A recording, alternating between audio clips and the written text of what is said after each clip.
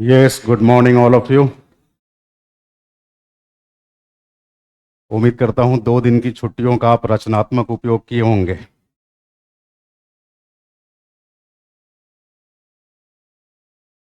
Yes, online students, good morning to you too. हमने Saturday off का उपयोग आपकी आंसर शीट्स इवैल्यूएशन में किया। एक चीज़ तो पाया, कुछ लोग बेहद शानदार लिख रहे हैं, और तय मानिए अगर उनका टेम्परामेंट यही मेंटेन रहा तो कोई रोक नहीं पाएगा। नाम वाम नहीं लूँगा मैं, और अपनी आंसर शीट्स में नाम लिखिए भी मत।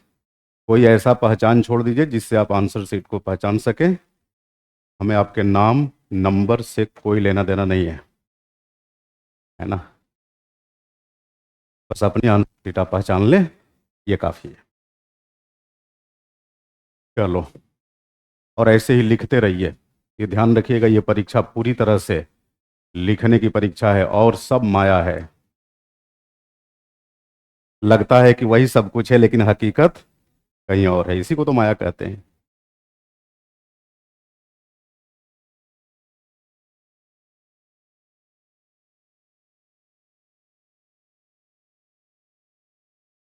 तो हम लोग बेसिकली, अच्छा लिख रहे थे, कहाँ तक लिखे थे? जरा नोटबुक दिखा दीजिए मुझे।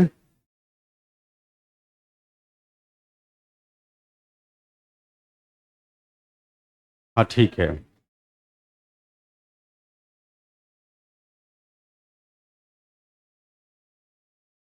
हम लोग आर्टिकल 53 और 74 के रिलेशन को लिखे थे। हाँ, सब लोग अपनी अपनी नोटबुक खोल लीजिए, और जहाँ तक लिखे थे उसी के आगे पहले लिख लीजिए। ये जैसे टॉपिक समाप्त हो जाएगा अगले आधे घंटे 35 मिनट में, उसके बाद हम लोग शासन के विभिन्न स्वरूपों की तरफ मूव करेंगे। और आज हमारी कोशिश होगी कि आपको कम से कम सुशासन की अवधारणा से परिचित करा दूं, है ना। सुशासन की अवधारणा बेसिकली ही तो पहले से, लेकिन वैश्विक पटल पे इसे लोकप्रियता हासिल हुई 90 के दशक में। समझ रहे हैं? 90 के दशक आने से पहले अगर मैं कहूँ तो 70 के दशक में ही इंग्लैंड में मार्गरेट थैचर के नेतृत्व में सुशासन से संबंधित पहल प्रारंभ कर दी गई थी। फिर आप देखेंगे रोनाल्ड रीगन अमेरिका में, उन्होंने 80 के दशक में गुड गवर्नेंस की बात करनी शुरू कर दी थी। लेकिन उनकी बातें, उनकी अवधारणाएं सीमित थी। जब 90s में विश्व बैंक की एक के बाद एक 2 रिपोर्टें प्रकाशित होती है, उसके बाद देखेंगे वैश्विक पटल पे सुशासन की अवधारणा बिल्कुल फैल गई।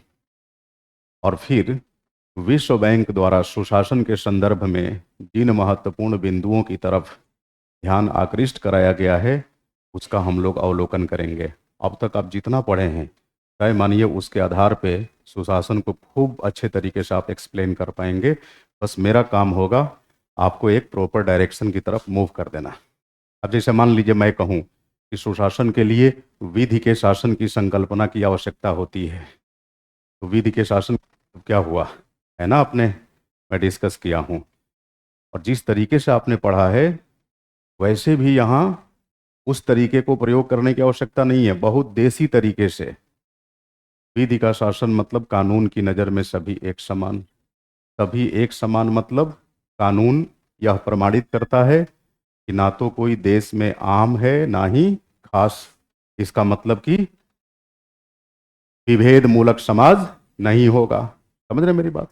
और जब समाज में भेदभाव नहीं होगा तो सभी के अधिकारों की रक्षा होगी, यानी मानवाधिकारों को पूर्ण हिफाजत हासिल होगी, सुरक्षा हासिल होगी। लिख ले जाएंगे कि नहीं? तो जिस देश की शासनिक व्यवस्था अगर लोगों के मानवाधिकारों की रक्षा करती है, सामाजिक विविधता के आधार पे या सामाजिक भेदभाव के आधार पे किसी वर्ग विशेष को शोषण का शिकार नहीं होने देती, कहेंगे ना कि सुशासन है। यहीं पर हम लोग जानेंगे कि मानवाधिकार क्या होता है। यही सारी चीजें देखो, कंटेंट जो है ना, कंटेंट तक सबकी पहुंच होती है। टीचर का काम होता है उसे सिंप्लीफाई कर देना, उसका इंटरप्रिटेशन कर देना, इंटरप्रिटेशन ऐसा हो जो दिमाग में छप जाए। अन्यथा विधि के शासन की संकल्पना कोई अलग क्या बताएगा, जो एविडाइसी बोल गया है वही तो बताएगा, और उसका बोला हुआ हर जगह उपलब्ध है। खैर, इस पर हम लोग आएंगे। मतलब जैसे जैसे सिलेबस में आप अंदर जाएंगे आपको मजा आते जाएगा कि क्या शानदार चीजें पढ़ने को मिल रही है। सिंपल सी बात, जन सहभागिता। अब जन सहभागिता के आवश्यक तत्व क्या होंगे आप सबको मालूम है, भले आप उसे इनकलकेट न कर पाए at a particular point of time, लेकिन जब चीज़ें आपके सामने एक्सप्लेन कर दी जाएंगी, उन्हें सिंप्लीफाई कर दिया जाएगा, तो आप बड़ी आसानी से समझ जाएंगे कि हाँ ये तो मुझे पहले से ही पता था। ठीक है, तो अभी हम लोग बेसिकली इसके पहले वाली यूनिट पढ़ रहे थे, है ना, लोकतंत्र में सिविल सेवाओं की भूमिका। और उसके अंदर हम लोग मूलतः मंत्री सिविल सेवक संबंध के बारे में लिख रहे थे। और मंत्री सिविल सेवक संबंध पर मूव करने से पहले हमने संवैधानिक रेफरेंस लिया, संविधान से उदाहरण लिया। और उदाहरण किसका लिया? अनुच्छेद 53 और 74 के मध्य व्याप्त अंतर संबंध को।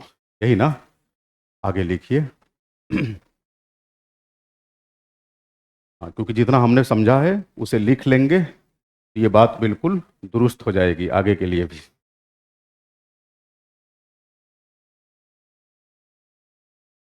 अच्छा, कि किसी की शिकायत है कि सर आप तो 4 ही पेज बोले थे छोड़ने को, 9 पेज हो चुका है। मैं अपने शब्द वापस लेता हूँ और फिर से कहता हूँ कि 14 पन्ने छोड़ दीजिए, है ना। अगर गलतियों की गुंजाइश है तो सुधार की भी गुंजाइश होती है, सिंपल सी बात है। सुधारवादी बनिए। अच्छा हाँ, ये अच्छा किया आपने चिट्ठी दे दिया पहले ही। केंद्रीय सचिवालय और कैबिनेट सचिवालय में क्या अंतर है बताइए, ये भी बताने की जरूरत है। ना सिर्फ बताया हूं बल्कि लिखवा चुका हूं कि आपका क्वेश्चन इनवैलिड करार दिया जाता है। भारत में सिविल सेवकों के ऐतिहासिक विकास का काल क्रमानुसार वर्णन करते हुए भारतीय लोकतंत्र में सिविल सेवकों की भूमिका का वर्णन करें। अरे थोड़ा जटिल क्वेश्चन पूछते हैं। आप तो पूछ रहे हैं 1857 के विद्रोह के क्या कारण थे, ये तो हर कोई बता देगा। क्वेश्चन क्या होना चाहिए? The revolt of 1857 was inevitable. 1857 का विद्रोह अपरिहार्य था, विवेचना करें, तब बात दूर तलक जाएगी। क्वेश्चन पूछिए भी तो ढंग का, लेकिन ठीक है, हर प्रश्न का सम्मान है। पहले डिक्टेशन पूरा करा लूँ, इसके बाद आपके प्रश्न का जवाब मैं दे दूंगा। इनकी कोशिश है कि सर थोड़ा फॉर्मेटिंग बता दीजिए, तो कोई नहीं, इसकी स्ट्रक्चरिंग कर दूंगा कि क्या क्या लिखना है। अब फिर भूल गया कहाँ से लिखवाना था।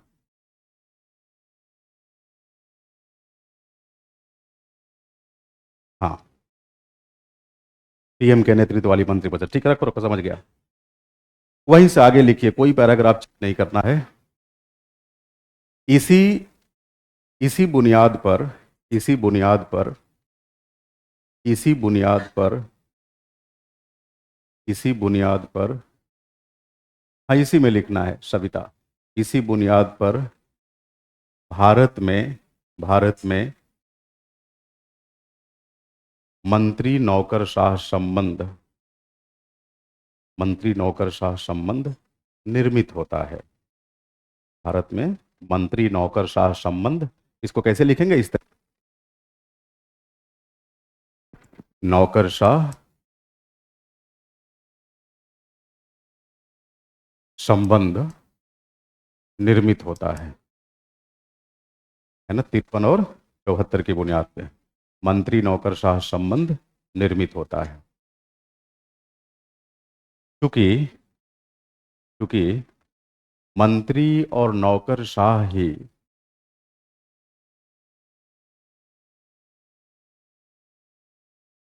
मंत्री और नौकरशाह ही एक साथ मिलकर देश की देश की वास्तविक कार्यपालिका का देश की वास्तविक कार्यपालिका का सृजन करते हैं, सृजन करते हैं लिहाजा लिहाजा इनके मध्य लिहाजा इनके मध्य समन्वयकारी संबंध लिहाजा इनके मध्य समन्वयकारी संबंध बने रहना बने रहना नितांत जरूरी है। नितांत जरूरी है।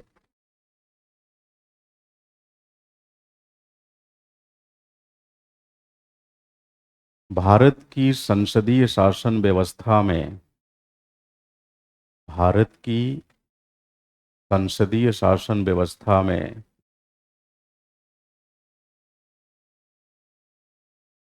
भारत की संसदीय शासन व्यवस्था में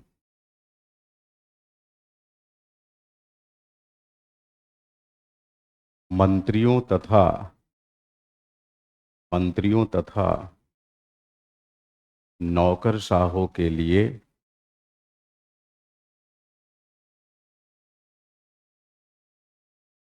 मंत्रियों तथा नौकरशाहों के लिए कुछ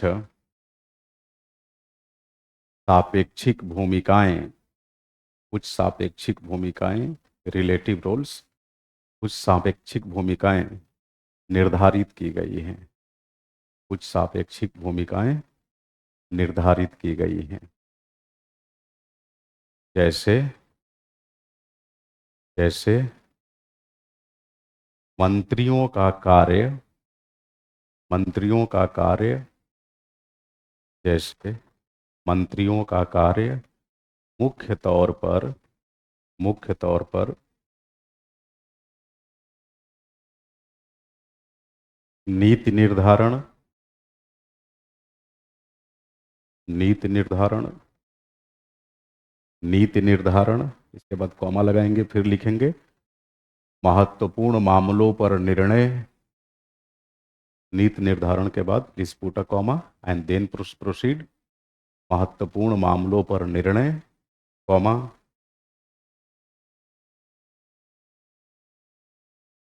नीतियों के कार्यान्वयन का जायजा।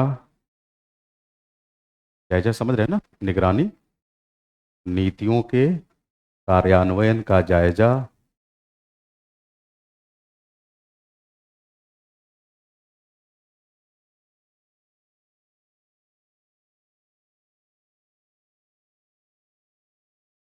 नीतियों के कार्यान्वयन का जायजा इत्यादि है। वहीं वहीं नौकरशाहों के लिए भी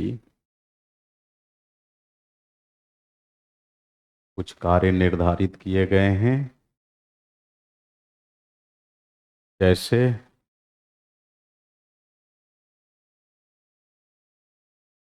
मंत्रियों के जैसे मंत्रियों के जैसे मंत्रियों के निर्देशों का अनुपालन करते हुए मंत्रियों के निर्देशों का अनुपालन करते हुए मंत्रियों के निर्देशों का अनुपालन करते हुए दक्ष नीति निर्माण दक्ष नीति निर्माण है ना, एफिशिएंट पॉलिसी मेकिंग, दक्ष नीति निर्माण तथा तथा नीति कार्यान्वयन की नीति कार्यान्वयन की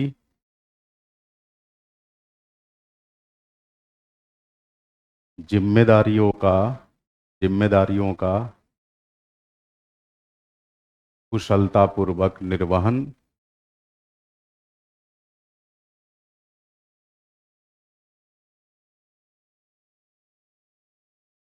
कुशलतापूर्वक निर्वहन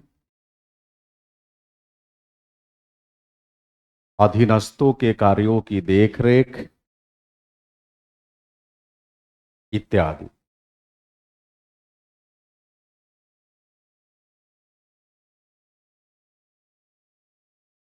पैराग्राफ चेंज करके लिखेंगे पैराग्राफ चेंज करके, मंत्रियों तथा मंत्रियों तथा मंत्रियों तथा सिविल सेवकों के मंत्रियों तथा सिविल सेवकों के मध्य संबंध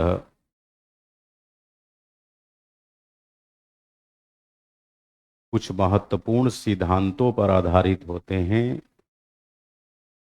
मंत्रियों तथा नौकरशाहों के मध्य संबंध कुछ महत्वपूर्ण सिद्धांतों पर आधारित होते हैं, जैसे जैसे पॉइंट नंबर 1,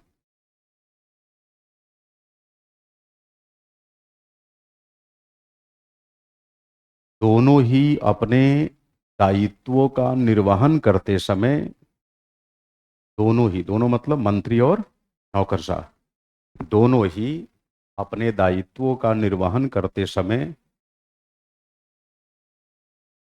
संविधान के मूल्यों के मूल्यों संविधान के मूल्यों तथा संसदीय प्रणाली के सिद्धांतों का अनुसरण करते हैं। दोनों ही अपने दायित्वों का निर्वहन करते समय संविधान के मूल्यों तथा संसदीय प्रणाली के सिद्धांतों का अनुसरण करते हैं, मतलब ऐसी अपेक्षा की जाती है ना। सेकेंड पॉइंट,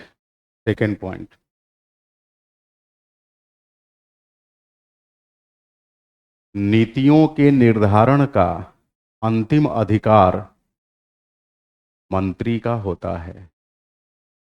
नीतियों के निर्धारण का अंतिम अधिकार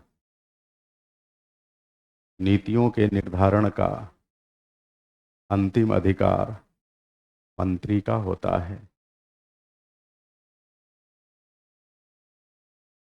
नेक्स्ट पॉइंट, नौकरशाहों को पूरी आज़ादी है कि नौकरशाहों को पूरी आज़ादी है वे निडर होकर यानी बिना डरे, निडर होकर मंत्रियों को जन उपयोगी तथा तार्किक सलाह दें।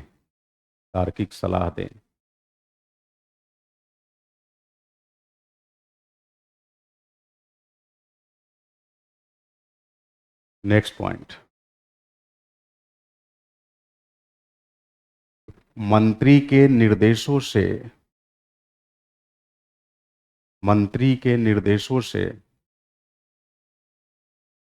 असहमत होते हुए भी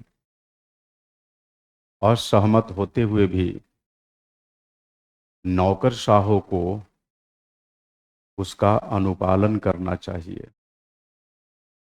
नौकरशाहों को उसका अनुपालन करना चाहिए। फिर से सुन लीजिए, मंत्री के निर्देशों से असहमत होते हुए भी नौकरशाहों को उसका अनुपालन करना चाहिए।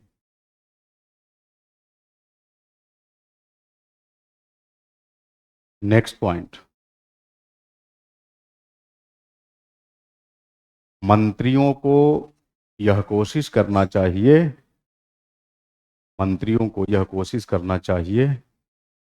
कि अपने बुरे फैसलों का ठीकरा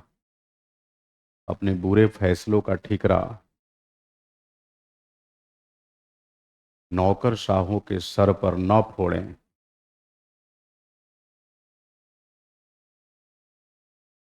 अपने बुरे फैसलों का ठीकरा नौकरशाहों के सर पर न फोड़े, उत्तरदायित्व निभाने के लिए तैयार रहे। उत्तरदायित्व निभाने के लिए तैयार रहे। नेक्स्ट पॉइंट, नौकरशाहों से अपेक्षा की जाती है, नौकरशाहों से अपेक्षा की जाती है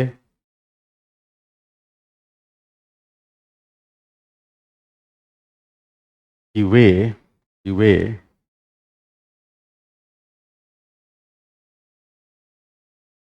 तटस्थता, निष्पक्षता तथा अनामिकता, अनामिकता को अंग्रेजी में एनोनिमिटी कहते हैं, तथा अनामिकता का अनुसरण करे। समझ रहे मेरी बात? ये नहीं कि सरकार की किसी योजना का क्रियान्वयन कर रहे हैं और फोटो पे फोटो खिंचवाए जा रहे हैं। कोशिश है कि करे इतना, मीडिया में दिखे इतना। इस धारणा से प्रेरित होकर काम नहीं करना चाहिए। समझ रहे हैं मेरी बात? तो आज जो सोशल मीडिया पे ये रील्स वगैरह देखते हैं, जब आप नौकरशाही का हिस्सा बनेंगे तो क्या आप ऐसा करेंगे?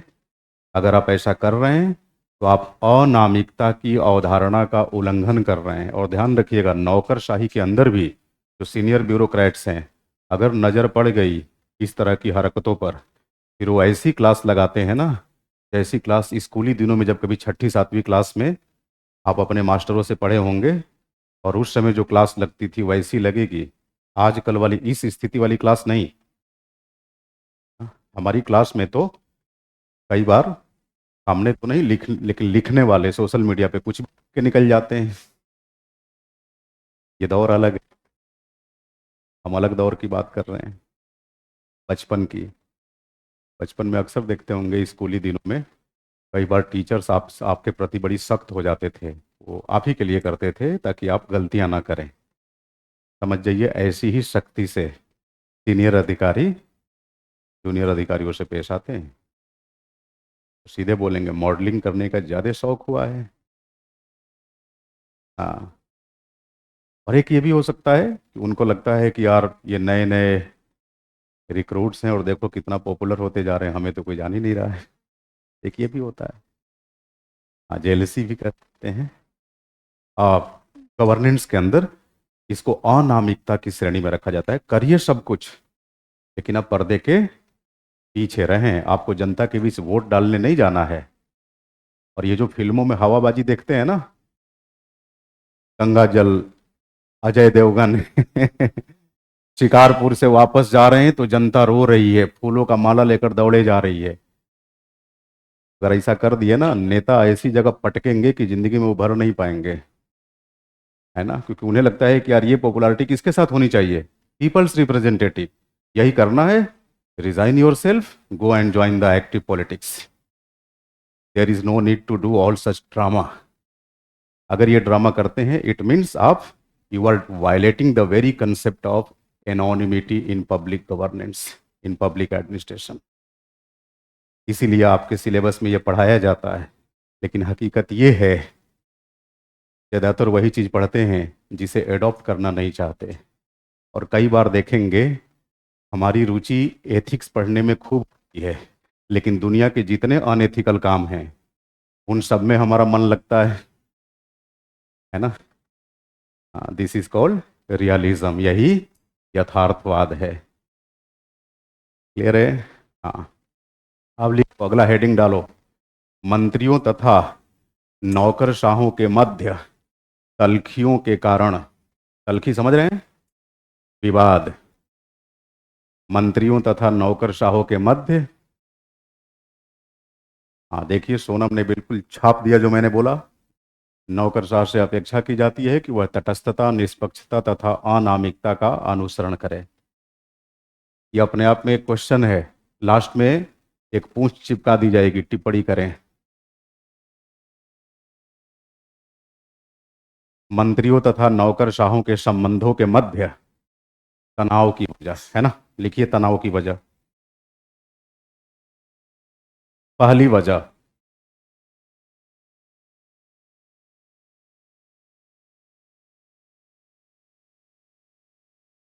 मंत्रीगण मंत्रीगण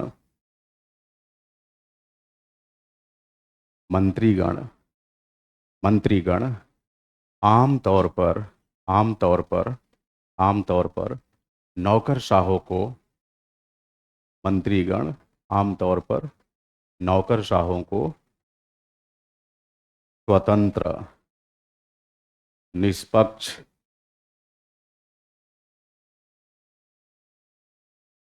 तथा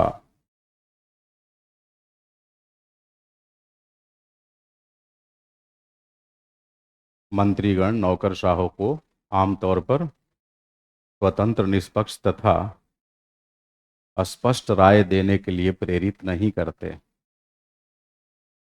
स्वतंत्र, निष्पक्ष तथा स्पष्ट राय देने के लिए प्रेरित नहीं करते। वे चाहते हैं कि नौकरशाह वही राय प्रस्तुत करें। वे चाहते हैं कि नौकरशाह वही राय प्रस्तुत करें जो उन्हें पसंद आए। इन्हें, मंत्री जी को। विवाद होगा कि नहीं?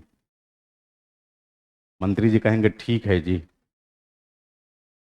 पूरे प्रदेश के लिए योजना बनाओ, लेकिन मेरे संसदीय क्षेत्र पे विशेष ध्यान होना चाहिए। वो कहेगा साहब सारे बराबर हैं, आप तो सबके मंत्री हैं, क्या अपनी पार्लियामेंट्री कॉन्स्टिट्यूएंसी के ही मंत्री हैं? मंत्री जी कहेंगे ये सचिव ठीक नहीं है, पूर्वाग्रह से ग्रस्त होकर मेरे साथ पेश आ रहा है। ये पक्का विपक्षियों की साजिश का एक मोहरा है जो मुझे परेशान कर रहा है। सेकेंड पॉइंट, कई दफा कई दफा कई दफा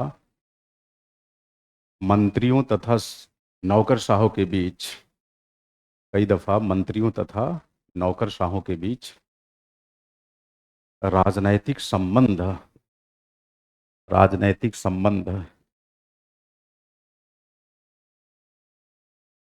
बन जाने की वजह से भी राजनैतिक संबंध बन जाने की वजह से भी तनाव की स्थिति पैदा हो जाती है, क्योंकि इन प्रवृत्तियों के कारण क्योंकि इन प्रवृत्तियों के कारण सिविल सेवा का राजनीतिकरण होने लगता है। इन प्रवृत्तियों के कारण सिविल सेवा का राजनीतिकरण होने लगता है। आपने कभी सुना है कि नहीं, न्यूज़ वगैरह में किसी आईएएस का फोटो छपा या सोशल मीडिया पे वो पब्लिकली किसी आ, तकनीकी मतलब विशेषज्ञ सिविल सेवक को डांट रही है, किसी चीफ इंजीनियर को, या उस तरह से, तो लोग कानाफूसी करते दिख जाएंगे। ऐसा है, इस ऑफिसर का अमुक मंत्री के साथ बड़ा गहरा संबंध है, ये उसका बड़ा विश्वास पात्र है, कोई सामाजिक संबंध जोड़ देगा, है ना, ये उसका दामाद है या उसका बहनोई है किसी नेता का। तो इस तरह के संबंध भी कई बार तनाव की स्थिति पैदा कर देते हैं। जैसे मान लीजिए कि बड़े मंत्री का वो बहनोई और दामाद निकल गया और मंत्री जी कोई और हैं, दूसरे डिपार्टमेंट वाले। अब जिस मंत्री से उसका पल्ला पड़ रहा है, मंत्री तो चाहेंगे कि मेरी बातें वो माने, लेकिन उसको भी कोई सर्दी गर्मी नहीं है, उसे मालूम है कि तुम्हारी बात हम नहीं भी मानेंगे तो भी तुम मेरा कुछ बिगाड़ नहीं पाओगे, क्योंकि प्रदेश में ससुर जी की सरकार आएगी। समझ रहे हैं मेरी बात? हाँ, तो ये भी एक समस्या है। तो मंत्री और नौकरशाहों के बीच जो ये अ, सामाजिक और अन्य प्रकार के संबंधों की वजह से सिविल सेवा का जो राजनीतिकरण होने लगता है, ये कई बार विवाद की स्थिति पैदा कर देता है। तीसरा, मंत्रियों तथा सिविल सेवकों के मध्य हमेशा तो नहीं, लेकिन कई बार मानसिक अभियोग्यता में दोनों की मानसिक अभियोग्यता में व्यापक अंतर की वजह से दोनों की मानसिक अभियोग्यता में व्यापक अंतर की वजह से भी संबंध तनावग्रस्त हो जाते हैं। फिर से सुन लीजिए, मंत्रियों तथा सिविल सेवकों के मध्य हमेशा तो नहीं, लेकिन कई बार ऐसा देखा गया है कि दोनों की मानसिक अभियोग्यता में अंतर की वजह से तनावग्रस्त स्थितियां पैदा हो जाती है। अब मान लीजिए अधिकारी किसी मुद्दे पर मंत्री जी को समझाना चाहता है, मंत्री जी का सॉफ्टवेयर उसे कैच ही नहीं कर पा रहा है। समझ रहे हैं मेरी बात? मंत्री जी को बस इतना मालूम है कि ऐसा होना चाहिए, अधिकारी भी वही समझा रहा है कि देखिए साहब ऐसा ही होगा, लेकिन इसके ये प्रोसेस होंगे और इसके अमुक अमुक लाभ होंगे। अब मंत्री जी कह रहे हैं, "अरे सीधी बात बताओ, अगली बार कितने वोट से जीतेंगे अगर ऐसा कर दिए तो?" और वो बेचारा हिचकिचा रहा है ऐसा बताने में, उसे क्या मतलब है आपकी वोट बैंक से? तो मानसिक अभियोग्यता का डिफरेंस। अरे मेंटल एबिलिटी, मंत्री जी की मेंटल एबिलिटी, हाँ, गड़बड़ाई हुई है और अधिकारी की भाई पढ़ा लिखा है, ठीक ठाक है। तो मानसिक अभियोग्यता में जो अंतर है, ये भी कई बार तनाव का कारण बन जाता है। क्योंकि एक सिविल सर्वेंट क्या होता है? हरफन मौला होता है। समझ रहे हैं मेरी बात? हरफन मौला, हर क्षेत्र का उसे ज्ञान होता है। वो भारत की अर्थव्यवस्था की भी जानकारी रखता है, वैश्विक अर्थव्यवस्था की भी जानकारी रखता है, सब चीज की। मंत्री जी को ज्यादातर कौन सी जानकारी होती है? कैसे अपने वोटर्स को लुभा सकें। हालांकि उनकी अपनी अलग क्वालिटी है, कई सारे पुराने नेताओं को देखे होंगे, वो कुछ करें या ना करें, लेकिन अपनी कॉन्स्टिट्यूएंसी में आम जनता के सुख दुख में वो जरूर शामिल हो जाएंगे। जनता बस इतने में मस्त है।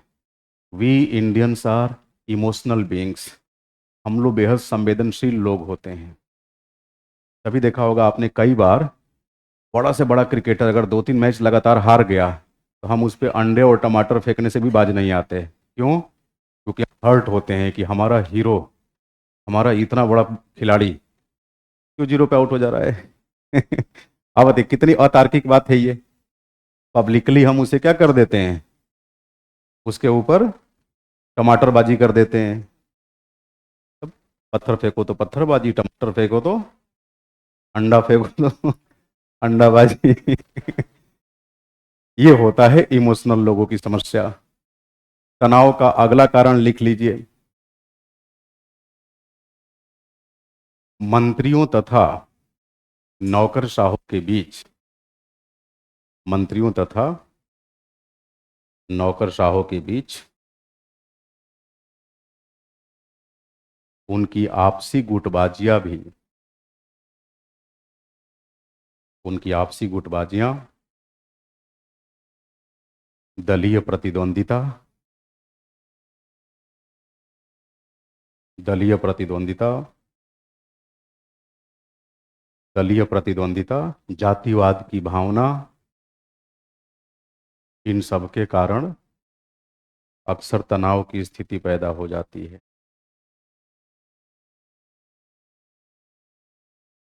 क्लियर है ये बात?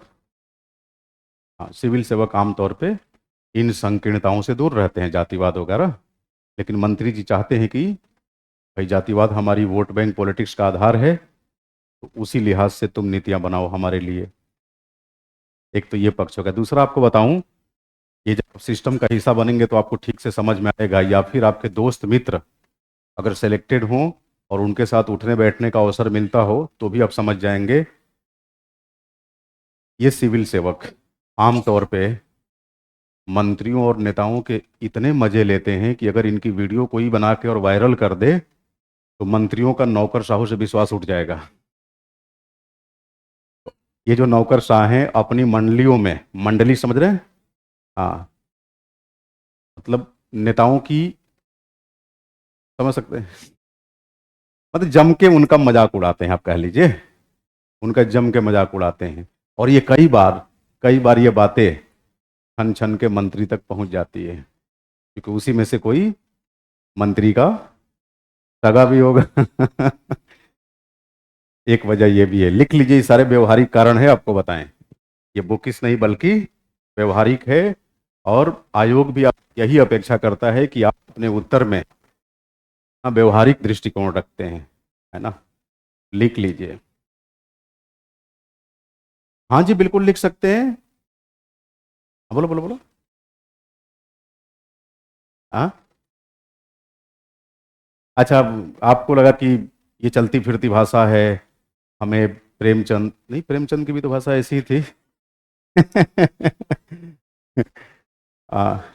सुमित्रानंदन पंत, रामधारी सिंह दिनकर, महादेवी वर्मा, ना उनको कोट करने की कोई आवश्यकता नहीं है, क्योंकि उन्हें, उनकी परीक्षा नहीं हो रही है, ये आपकी परीक्षा होनी है।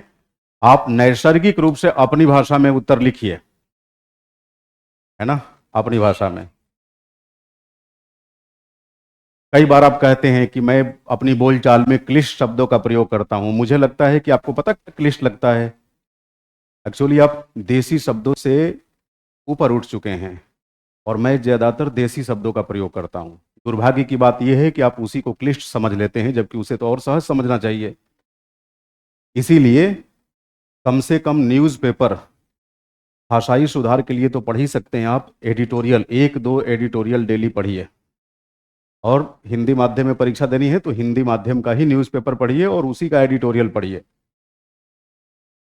जनसत्ता पढ़ लो, दैनिक भास्कर पढ़ लो, दैनिक जागरण राष्ट्रीय संस्करण पढ़ो, कोई दिक्कत नहीं, सब एक जैसे हैं। आर्टिकल जरूर पढ़िए, उससे कई बार आप शब्दों से परिचित होते हैं। आपके पास मैं देखता हूं देशज शब्द है ही नहीं, और देशज, भाई हिंदी के शब्दों की अलग अलग श्रेणियां है ना।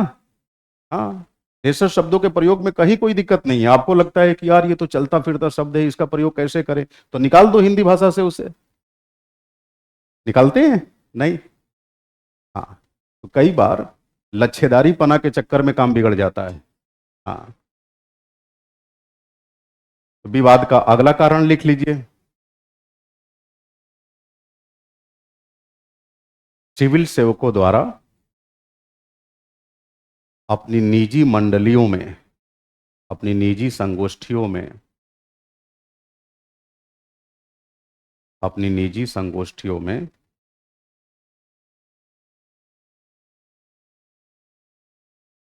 मंत्रियों की आलोचना किए जाने के कारण, मंत्रियों की आलोचना किए जाने के कारण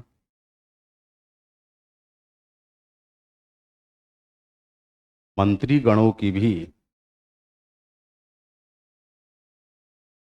नौकरशाहों के प्रति, मंत्रीगणों की भी नौकरशाहों के प्रति वैसी ही राय हो जाती है।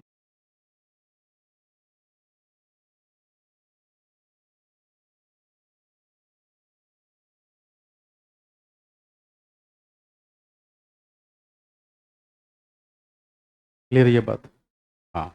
अब आप कहेंगे कि मंत्रियों और सिविल सेवकों के मध्य जो संबंध, मतलब संबंध में जो तल्खियां हैं, इसको दूर करने के लिए क्या किया जाना चाहिए? तो वही जो प्रिंसिपल्स आपको लिखवाया था मैं, कि मंत्री और सिविल सेवक के बीच कैसा संबंध रहना चाहिए, उसी की दुहाई दे देंगे। समझ रहे हैं मेरी बात?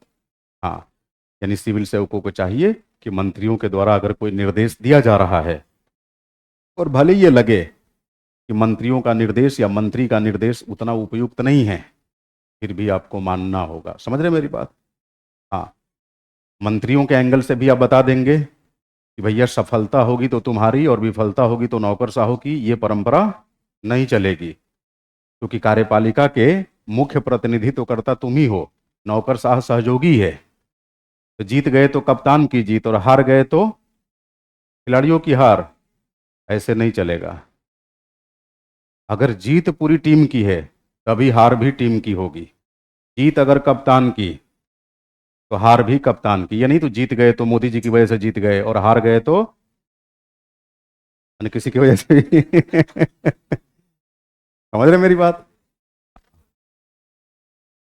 तो ये होना चाहिए। तो भाई राहुल जी पर भी लागू होती है। जब कांग्रेस किसी प्रदेश को जीत लेती है तो बोलती है कि हमारे नेता राहुल गांधी की कठोर परिश्रम की वजह से और उनकी नीतियों की वजह से हम जीत पाए। और जब हार जाते हैं तो क्या बोलते हैं? क्षेत्रीय नेतृत्व ठीक तरीके से अपनी जिम्मेदारियों का निर्वहन नहीं किया, और प्रदेश कांग्रेस कमेटी के जो प्रेसिडेंट होंगे वो इस्तीफा लेकर ऐसे निकल पड़ेंगे, इस हार की पूरी जिम्मेदारी मैं लेता हूं। और अगर जीत गए तो इस जीत का सेहरा राहुल बाबा को ये सारी चीजें हैं, होता है पॉलिटिक्स में, बड़ी नॉर्मल बात है ये। आप पैराग्राफ चेंज करके लिखिए।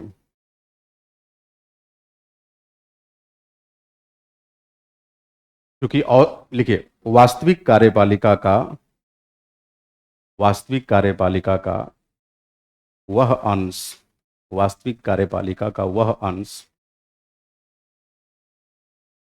जो नौकरशाहों से बनता है, जो नौकरशाहों से बनता है, उसे ही, उसे ही अस्थाई कार्यपालिका कहते हैं। उसे ही अस्थाई कार्यपालिका, अस्थाई कार्यपालिका कहते हैं। नौकरशाहों की भी, नौकरशाहों की भी दो श्रेणियां होती है। नौकरशाहों की भी दो श्रेणियां होती है।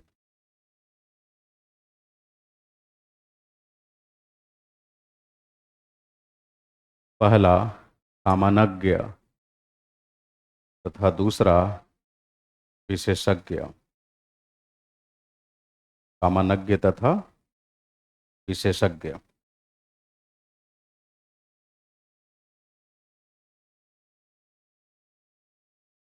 भारतीय नौकरशाही में, भारतीय नौकरशाही में सामान्यज्ञों को, भारतीय नौकरशाही में सामान्यज्ञों को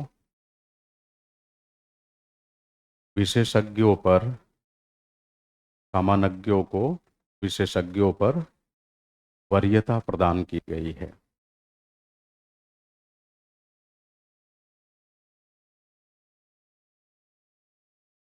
सामान्यज्ञों को विशेषज्ञों पर वरीयता प्रदान की गई है। इसके पीछे निम्नलिखित कारक, इसके पीछे निम्नलिखित कारक जिम्मेदार माने जा सकते हैं। इसके पीछे निम्नलिखित कारक जिम्मेदार माने जा सकते हैं।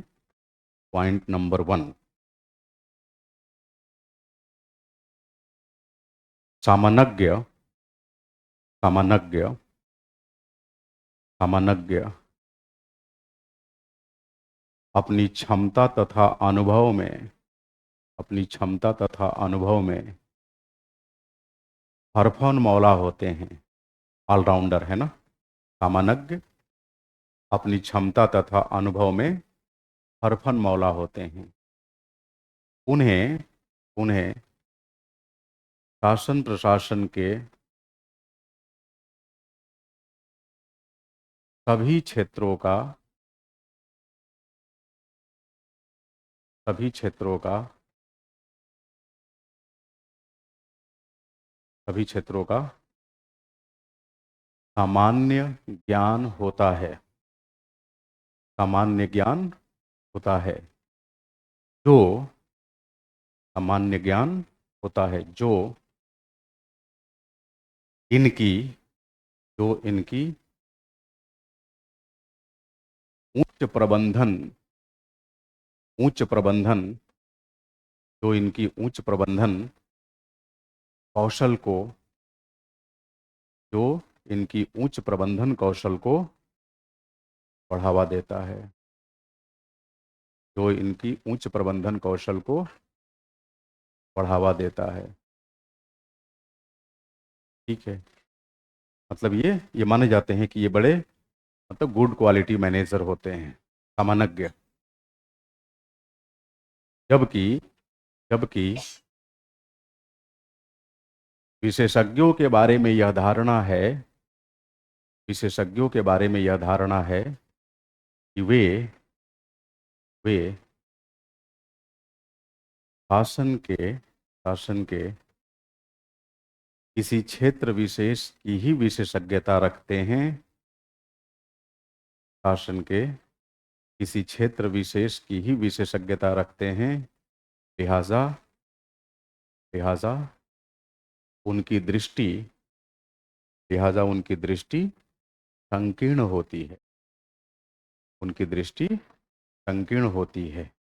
और और ये बड़े स्तर पे, बड़े स्तर पे वे बड़े स्तर पे प्रबंधकीय दायित्वों का वे बड़े स्तर पे प्रबंधकीय दायित्वों का निर्वहन नहीं कर सकते, क्योंकि उनकी दृष्टि संकीर्ण होती है, लिहाजा वे बड़े स्तर पे प्रबंधकीय दायित्वों का निर्वहन नहीं कर पाते। Next point.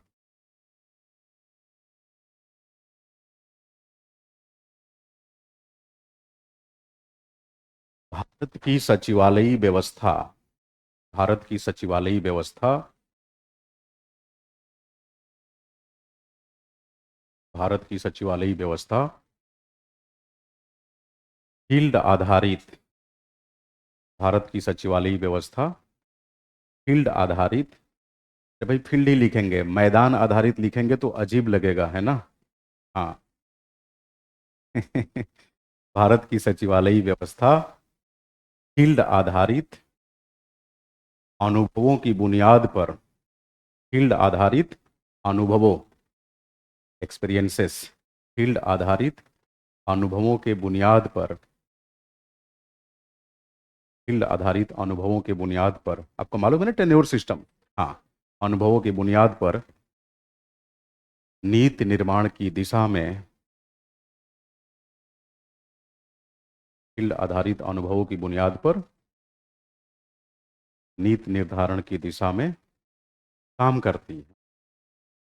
भारत की सचिवालयी व्यवस्था फील्ड आधारित अनुभवों की बुनियाद पर नीति निर्धारण के दायित्वों में आगे बढ़ती है, नीति निर्माण की गतिविधियों में आगे बढ़ती है।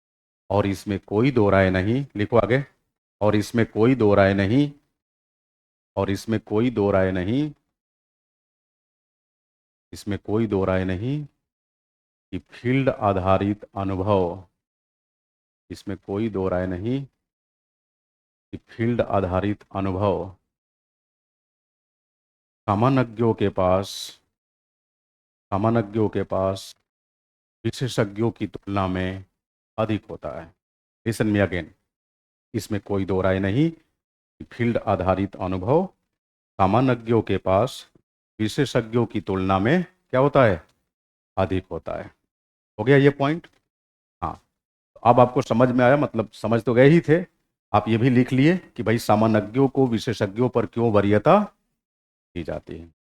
अब नीचे एक छोटा सा हेडिंग डालेंगे, सामान्यज्ञ बनाम विशेषज्ञ विवाद, है ना। सामान्यज्ञ बनाम विशेषज्ञ विवाद, ये सारी चीजें आपके उत्तर लेखन में बड़ी मददगार साबित होंगी, है ना। जम के बस लिखते रहिए। ये अपेक्षा मत करिए कि आज जो लिखेंगे कल सारी कॉपी चेक करके आपको दे दी जाएगी, नहीं। हाँ, बट रोज रोज मैं 2 घंटे आपकी आंसर इवैल्यूएशन पर दिया करूंगा, तो 10-15 कॉपी तो चेक ही कर दूंगा, तो उसी क्रम में आती रहेगी, है ना। अब ये नहीं कहेंगे कि उनकी कॉपी चेक कर दिया मेरी नहीं, इसीलिए मैं कहा कि कोई उसमें अपना नाम वाम नहीं लिखेगा, नहीं तो आरोप लगेगा। कौन सा आरोप? भेदभाव का, बिल्कुल। हाँ, और गुड गवर्नेंस के लिए आपको मालूम है ना कि विभेद मूलक व्यवस्था नहीं होनी चाहिए, है ना। ये सामान्यज्ञ बनाम विशेषज्ञ के मध्य निम्नलिखित वजहों से विवाद देखा जाता है।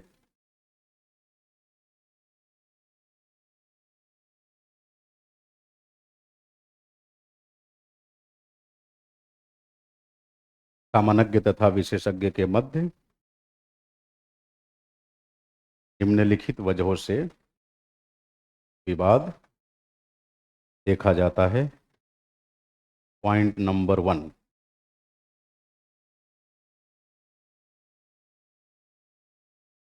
सामान्यज्ञों का वेतन तथा सेवा शर्तें, सामान्यज्ञों का वेतन तथा सेवा शर्तें, सेवा शर्त समझ रहे हैं, प्रमोशन वगैरह, फैसिलिटीज वगैरह, वेतन तथा सेवा शर्तें। आगे का बता दीजिए आप ही, क्या होगा? वेरी नाइस, लिख लीजिए। विशेषज्ञों की तुलना में बेहतर होती है, विशेषज्ञों की तुलना में बेहतर होती है। विशेषज्ञों के लिए यह एक बड़ी वेदना का कारण है। वेदना समझ रहे हैं?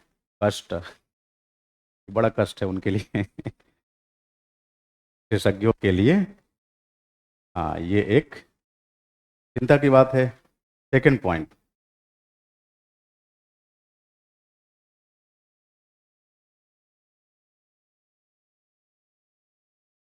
केंद्र सरकार तथा राज्य सरकार के अधिकांश उच्च पद, वो गोल्डी का कहना है कि सर थोड़ा आराम से बोलो। अब मुझे तो लगता है गोल्डी मैं आराम से ही बोल रहा हूँ, है ना? आप कुछ ज़्यादा ही आराम से लिखने के मूड में हैं।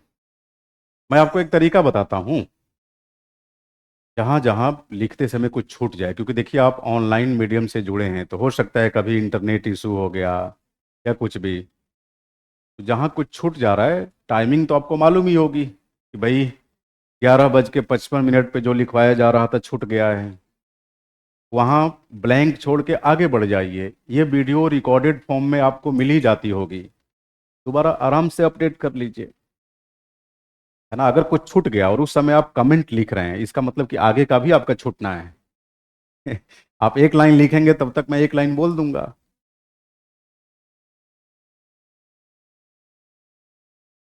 हाँ, और इसी में सब नंबर का आदान प्रदान कर रहे हैं। No personal distribution please. और आरोप लगा रहे हैं कि आप बहुत तेज लिखवा रहे हैं। ऐसा है? मैं बहुत स्लो लिखवा रहा हूं। हाँ, दूसरा पॉइंट लिखिए, सामान्य और विशेषज्ञ विवाद का। केंद्र तथा राज्य सरकार के ज्यादातर महत्वपूर्ण पद सामान्यों के लिए आरक्षित हैं। ये बात पूरी तरह विशेषज्ञों के गले नहीं उतरती। ये बात पूरी तरह विशेषज्ञों के गले नहीं उतरती। ये नहीं लिखना चाहते तो लिख लीजिए कि विशेषज्ञों को पसंद नहीं है, दैट्स इट, है ना? यही लिख दिए, बढ़िया किए। तीसरा पॉइंट लिखिए, विशेषज्ञों को अमूमन विशेषज्ञों को अमूमन सामान्यों के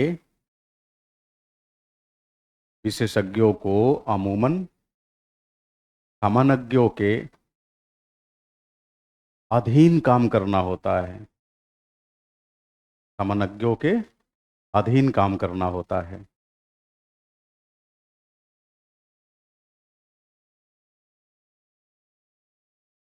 कई बार सामान्य कई बार सामान्य विशेषज्ञों के प्रति विशेषज्ञों के प्रति दुर्व्यवहार भी प्रकट कर देते हैं।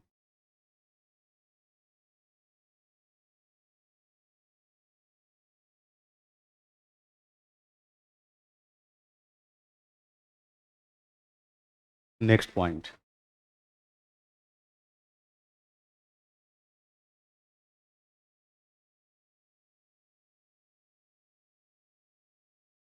नियोजन के क्षेत्र में नियोजन के क्षेत्र में कई बार कई बार विशेषज्ञों के विशेषज्ञों के विशेषज्ञों के नियोजन के क्षेत्र में कई बार विशेषज्ञों के सैद्धांतिक तथा तकनीकी सलाह को सैद्धांतिक तथा तकनीकी सलाह को सामान्य सामान्य ठीक तरीके से समझ नहीं पाते ठीक तरीके से समझ नहीं पाते।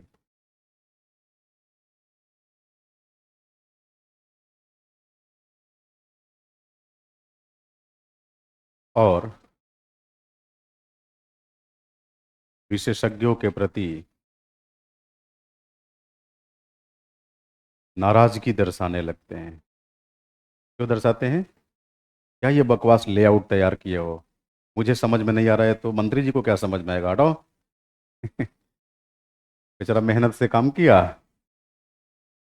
पल भर में उसके काम को डिफ्लेक्ट कर दिया, उसकी हवा निकाल दी, है ना।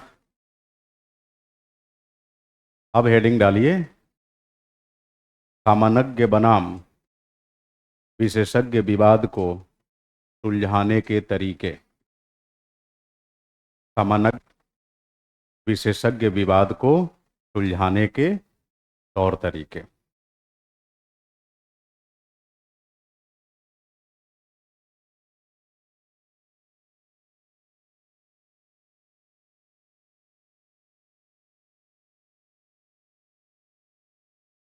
Point number one. Point number one, सामान्यों को सामान्यों को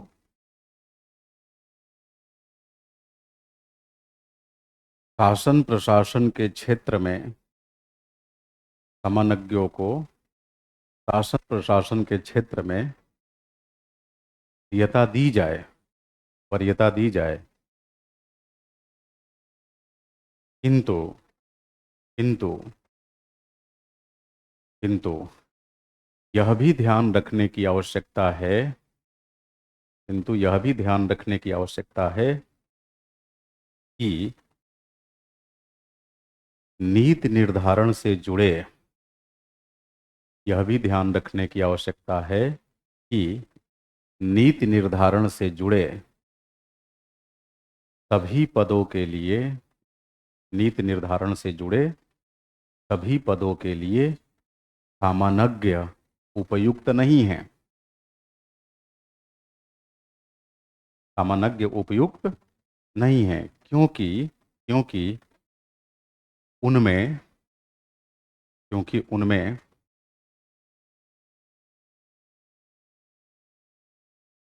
व्यावसायिकता, प्रोफेशनलिज्म, क्योंकि उनमें व्यावसायिकता तथा विषय के विशिष्ट ज्ञान का अभाव होता है। व्यावसायिकता तथा विषय के विशिष्ट ज्ञान का अभाव होता है। ऐसे अवसरों पर ऐसे अवसरों पर ऐसे अवसरों पर जरूरी पद विशेषज्ञों को आवंटित किए जाने चाहिए। समझ रहे हैं मेरी बात? अगर मान लीजिए कृषि संबंधी कोई नीति बनाई जा रही है तो आपको नहीं लगता कि एग्रीकल्चरल एक्सपर्ट वहां होना चाहिए? हाँ। इस संदर्भ में आवश्यक पद विशेषज्ञों को आवंटित किया जाना चाहिए। सेकंड पॉइंट, सेकंड पॉइंट,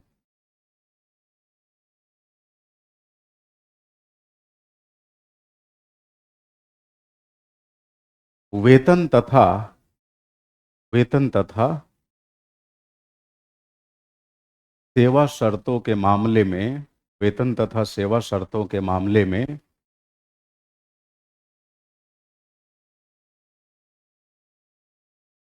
सामान्य सिविल सेवकों सामान्य सिविल सेवकों तथा विशेषज्ञ सिविल सेवकों के मध्य सामान्य सिविल सेवकों तथा विशेषज्ञ सिविल सेवकों के मध्य तार्किक अंतर होना चाहिए। कैसा अंतर? तार्किक अंतर। मान लीजिए सामान्य को 9 साल में प्रमोशन मिल रहा है तो कोई नहीं, उसको 10 साल में दे दीजिए। अब ये नहीं कि इनको में और उसे 12 साल में, ये तार्किक अंतर नहीं है।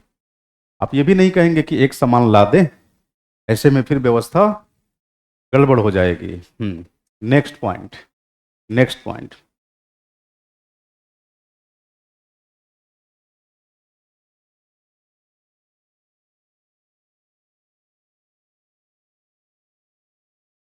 कार्यपालिका कार्यपालिका के वर्तमान ढांचे में कार्यपालिका के वर्तमान ढांचे में कार्यपालिका के वर्तमान ढांचे में अच्छा समझ रहे ना स्ट्रक्चर। मंत्री तथा मंत्री तथा सिविल सेवकों के मध्य मंत्री तथा सिविल सेवकों के मध्य व्याप्त संबंध व्याप्त संबंध आमतौर पर आमतौर पर मंत्री तथा सामान्य सिविल सेवक संबंध मंत्री तथा सामान्य सिविल सेवक संबंध बनकर सिमट जाता है। विशेषज्ञों की राय विशेषज्ञों की राय मंत्रियों तक विशेषज्ञों की राय मंत्रियों तक अपने मूल स्वरूप में नहीं पहुंच पाती अपने मूल स्वरूप में नहीं पहुंच पाती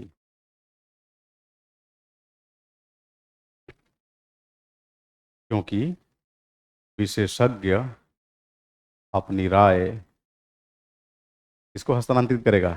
एग्जैक्टली विशेषज्ञ अपनी राय सामान्य के माध्यम से मंत्रियों तक पहुंचाता है।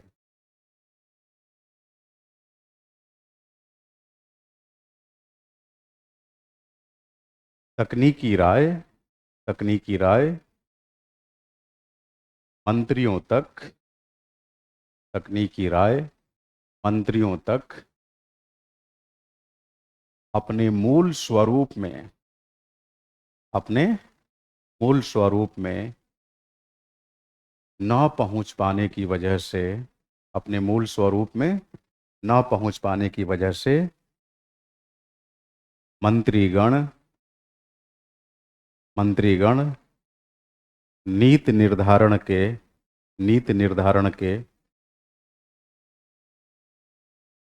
तकनीकी पक्ष को नीति निर्धारण के तकनीकी पक्ष को जानने तथा समझने से वंचित रह जाते हैं जानने तथा समझने से वंचित रह जाते हैं।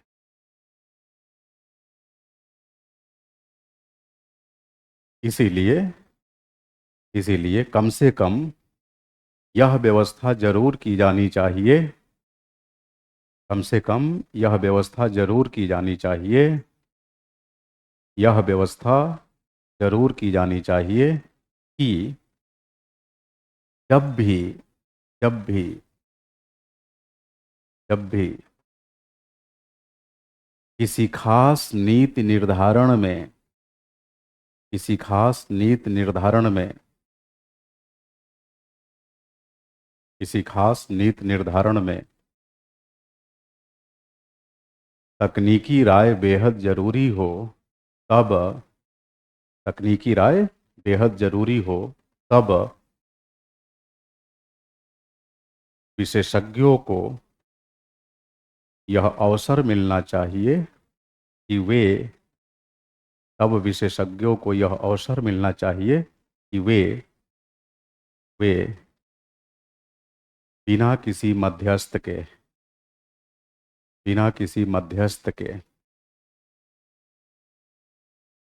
सीधे सीधे मंत्रियों के समक्ष अपनी राय प्रस्तुत कर सकें सीधे सीधे मंत्रियों के समक्ष अपनी राय प्रस्तुत कर सकें।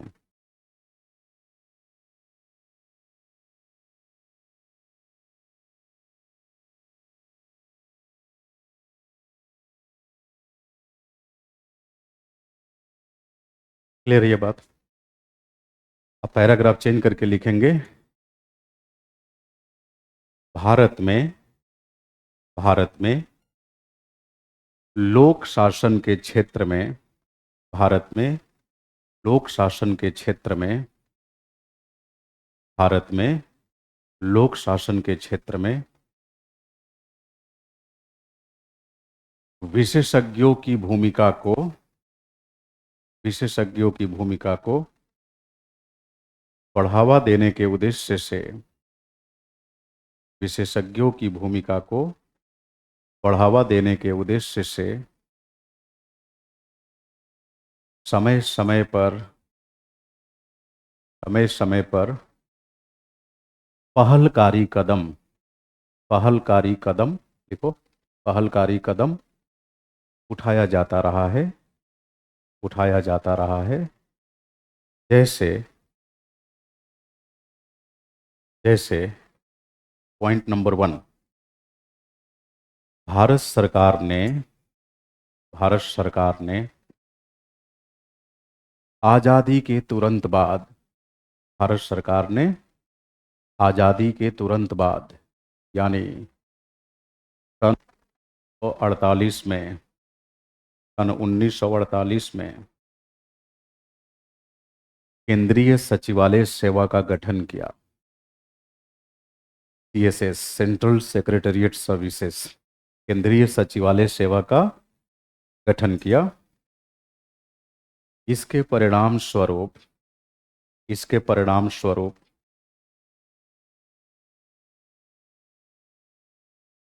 सचिवालय के अधिकारियों का एक पृथक वर्ग तैयार हो गया। समझ रहे मेरी बात? सचिवालय के अधिकारियों का एक पृथक वर्ग तैयार हो गया। ये कोई टेन्योर सिस्टम से नहीं आते, ये अस्थाई सचिवालय से जुड़े होते हैं। सेकेंड पॉइंट,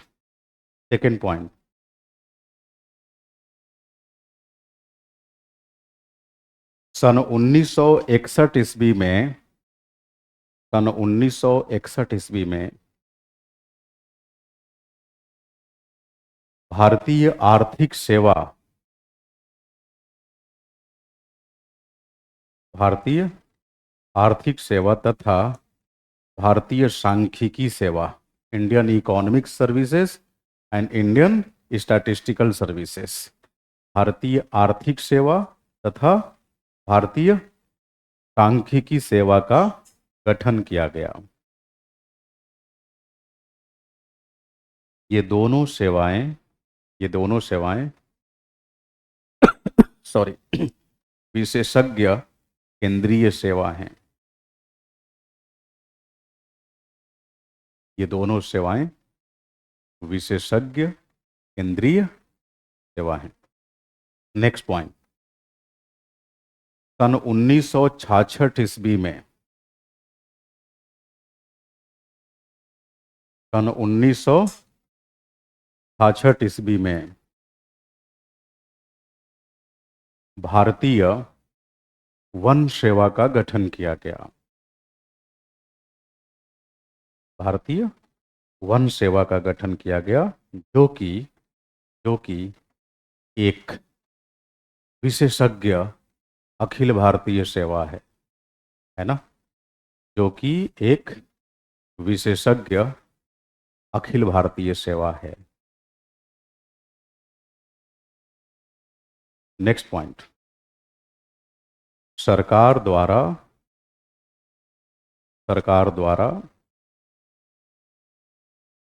सचिव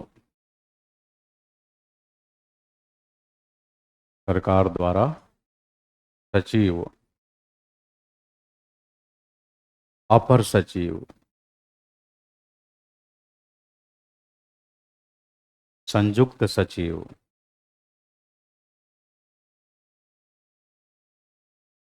अतिरिक्त सचिव,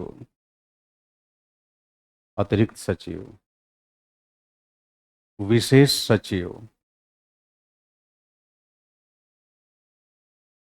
जैसे वरिष्ठ पदों पर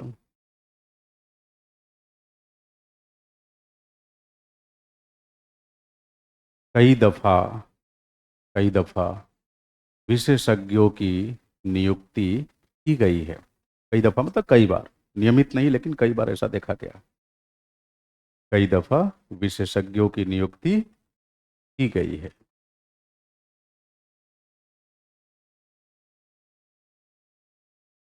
नेक्स्ट पॉइंट, केंद्रीय सार्वजनिक क्षेत्र उद्यमों में केंद्रीय सार्वजनिक क्षेत्र उद्यमों में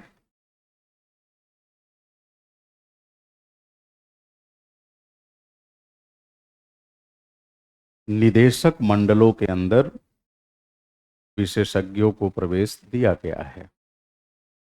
निदेशक मंडलों के अंदर विशेषज्ञों को प्रवेश दिया गया है।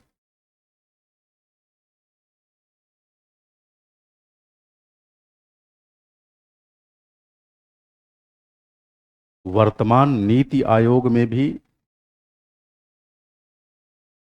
विशेषज्ञों को पर्याप्त जगह दी गई है।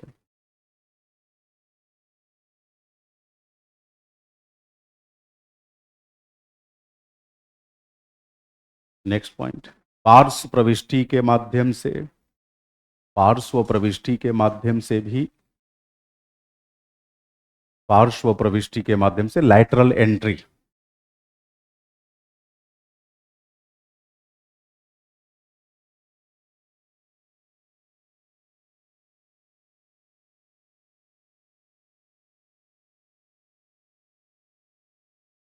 पार्श्व प्रविष्टि के माध्यम से भी सरकार के उच्च प्रशासनिक पदों पर विभिन्न क्षेत्रों के विशेषज्ञों को विशेषज्ञों को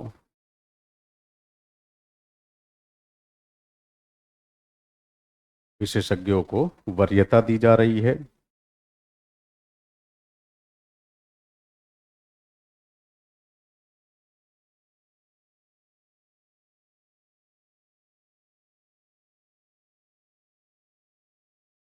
क्लियर है? यस।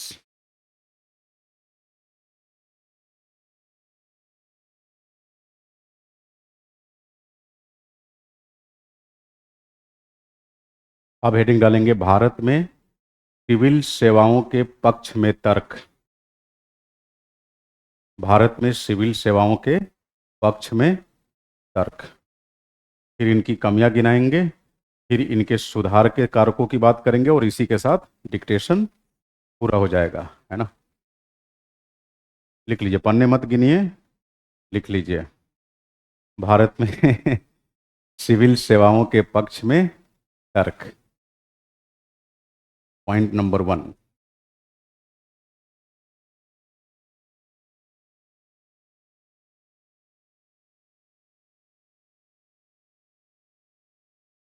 प्रथम प्रशासनिक सुधार आयोग। लिखो, प्रथम प्रशासनिक सुधार आयोग।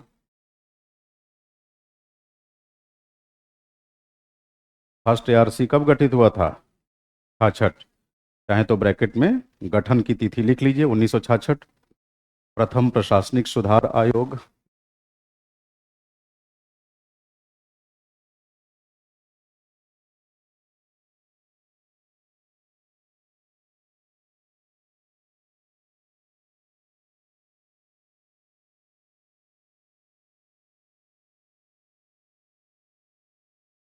आनंदपुर साहिब प्रस्ताव।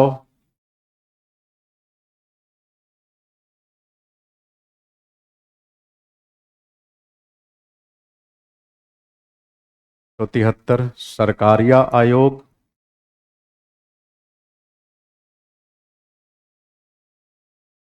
उन्नीस सौ तिरासी। मोइली आयोग, जिसको द्वितीय सेकेंड एआरसी कहते हैं, द्वितीय प्रशासनिक सुधार आयोग। मोइली आयोग 2005।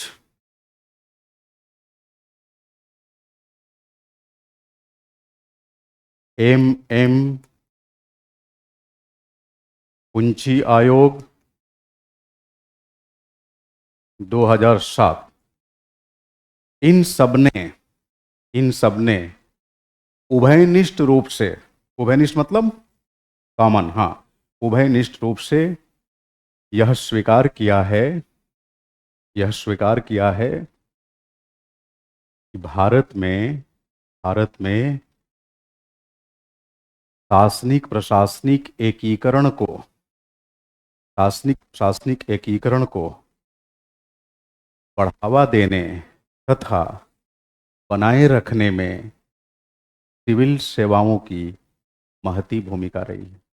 महती मतलब महत्वपूर्ण। फिर से सुन लीजिए, इन समस्त आयोगों ने, समितियों ने उभयनिष्ठ रूप से यह अनुशंसित की है या अपनी अनुशंसा में उभयनिष्ठ रूप से बताया है कि सिविल सेवाओं की वजह से भारत का शासनिक प्रशासनिक एकीकरण हुआ है। समझ रहे हैं मेरी बात? हाँ।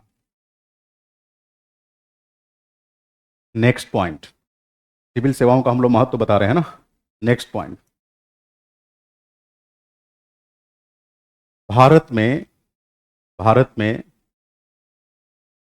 जन कल्याणकारी भारत में जन कल्याणकारी नीतियों के भारत जन कल्याणकारी नीतियों के कुशल क्रियान्वयन का कुशल क्रियान्वयन का मुख्य दायित्व मुख्य दायित्व सिविल सेवकों के कंधों पर होता है। अतः अतः अतः अतः ये राज्य की लोक कल्याणकारी अवधारणा के ध्वजवाहक हैं। अतः ये राज्य की लोक कल्याणकारी अवधारणा के क्या हैं? ध्वजवाहक हैं। अगर ये इस सेवा को हटा दिया जाए तो सरकार कोई लोक कल्याण का काम नहीं कर पाएगी। फिर कौन सा स्ट्रक्चर बनाएंगे? ये नेताओं का लूट मारेंगे सब, और ना ही उनके पास उस तरह की अभियोग्यता है कि ठीक से इसका क्रियान्वयन कर सके, है ना। नेक्स्ट पॉइंट लिखिए। ऐसा थोड़ी है कि सिविल सेवक केवल आलोचना के ही पात्र हैं। ये देश अगर सफलतापूर्वक चल रहा है तो समझ लीजिए कि उसमें उनकी बड़ी भूमिका है। Next point,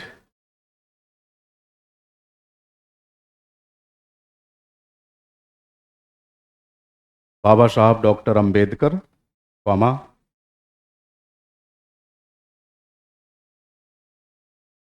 Pandit Nehru, comma, Sardar Patel, Sardar Patel इत्यादि इत्यादि आधुनिक भारतीय आधुनिक भारतीय अब मुझे मत देखिए, अपनी नोटबुक पे देखकर लिखिए। इत्यादि आधुनिक भारतीय राजनैतिक चिंतकों ने भी आधुनिक भारतीय राजनैतिक चिंतकों ने भी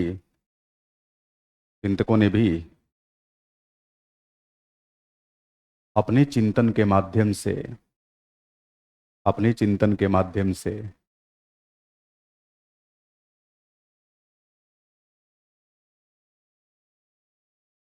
किसी न किसी रूप में किसी न किसी रूप में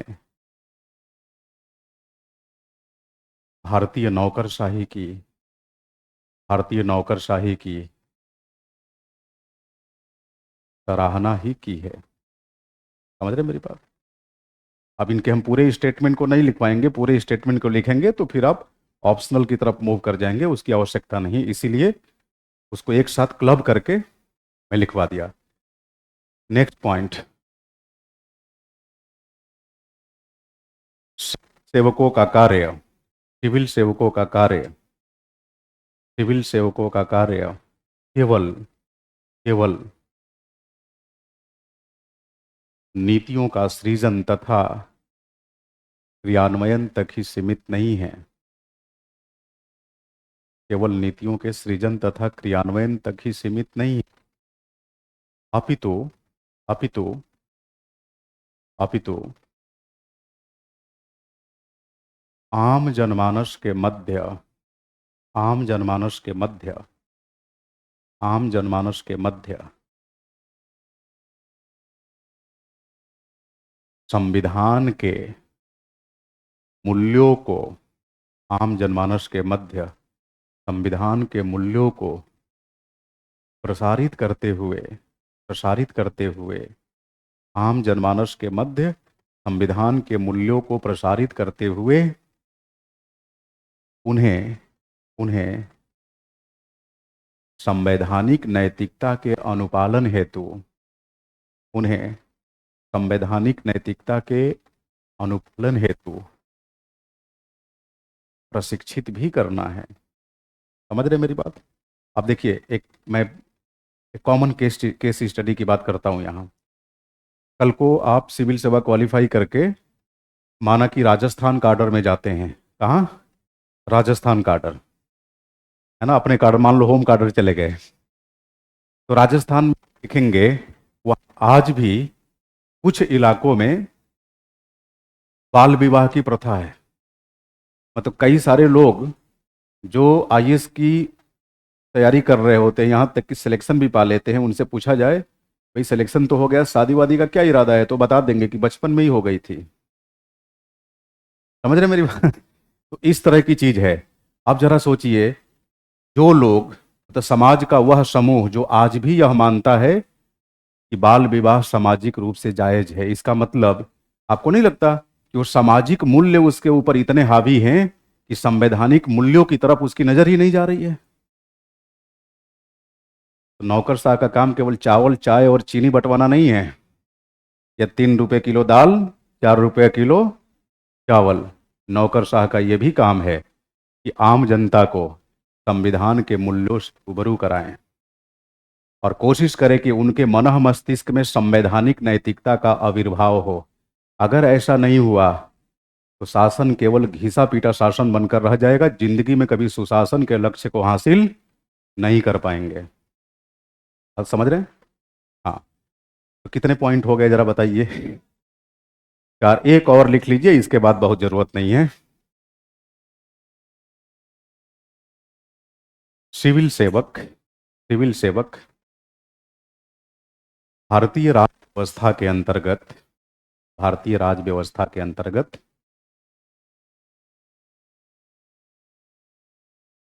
भारतीय राज व्यवस्था के अंतर्गत केंद्र राज्य,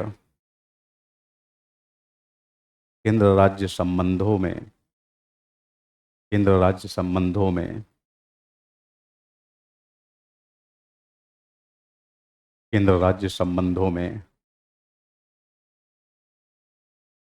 मजबूती के कारक हैं, मजबूती के कारक हैं।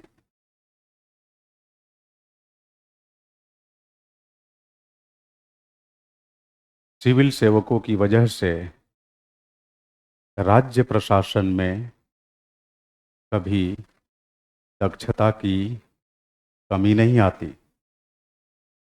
सिविल सेवाओं की वजह से राज्य प्रशासन में कभी दक्षता व योग्यता की कमी नहीं आती।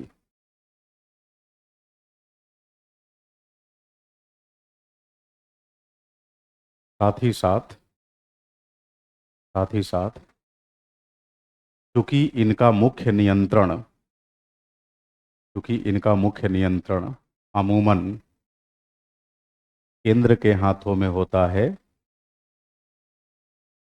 केंद्र के हाथों में होता है, जबकि जबकि जबकि इनकी तैनाती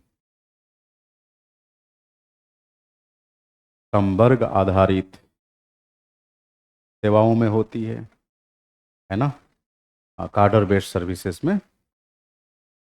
लिहाजा इन्हें, लिहाजा इन्हें राज्य शासन के अंतर्गत कार्य करना होता है, राज्य शासन के अंतर्गत कार्य करना होता है। लिहाजा इन्हें राज्य शासन के अंतर्गत कार्य करना होता है।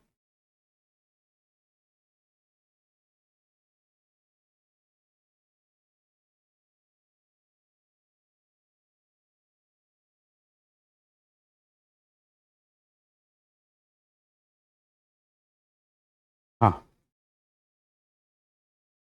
अब अगला हेडिंग डालिए, भारत में सिविल सेवकों के समक्ष चुनौतियां। भारत में सिविल सेवकों के समक्ष चुनौतियां, सिविल सेवकों के समक्ष चुनौतियां। पॉइंट नंबर 1,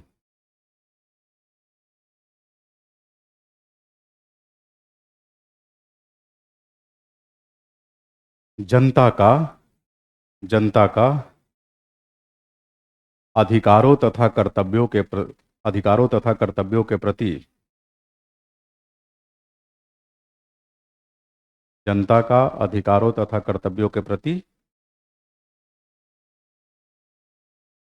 अधिकारों तथा कर्तव्यों के प्रति अजागरूकता, अज्ञानता।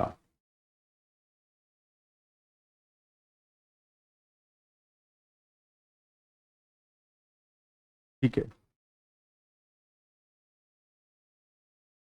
नेक्स्ट पॉइंट, राजनीति का बढ़ता अपराधीकरण। राजनीति का बढ़ता अपराधीकरण।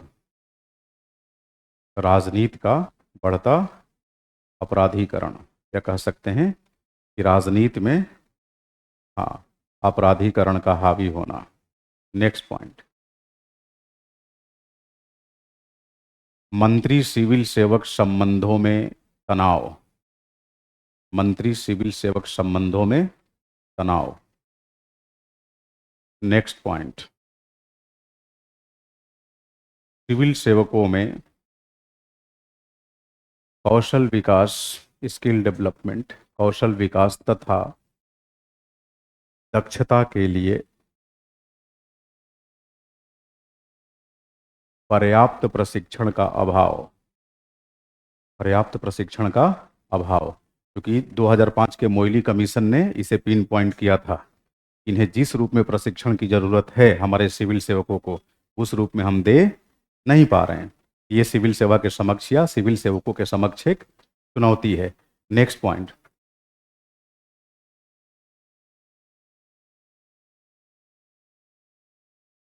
भारत का भारत का असमान आर्थिक विकास। भारत का असमान आर्थिक विकास। अब ये पॉइंट आपको समझ में आ रहा है? हाँ, अगर असमान आर्थिक विकास होगा तो आपको नहीं लगता कि वे सारे क्षेत्र जहां लोग सापेक्षिक वंचना के शिकार हो चुके हैं, वहां सिविल सेवकों को उनकी असंतुष्टि दूर करने में ही पूरा समय निकल जाएगा? पता चला कोई किसी को मार रहा है, कोई किसी को उड़ा रहा है। वजह, हमें राज्य पर भरोसा ही नहीं है, हमें शासन प्रशासन पे भरोसा ही नहीं है। बताइए वैसे इलाके में सिविल सेवक क्या करें? नहीं कर पाएंगे। नेक्स्ट पॉइंट, नेक्स्ट पॉइंट, भूमंडलीकरण की बदलती परिस्थितियों के अंदर,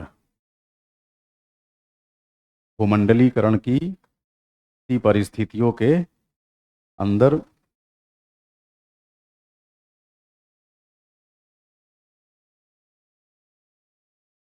अपेक्षित प्रशासनिक दक्षता का अभाव।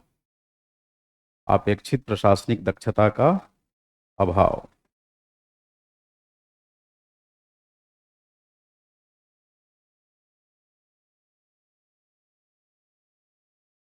नेक्स्ट पॉइंट,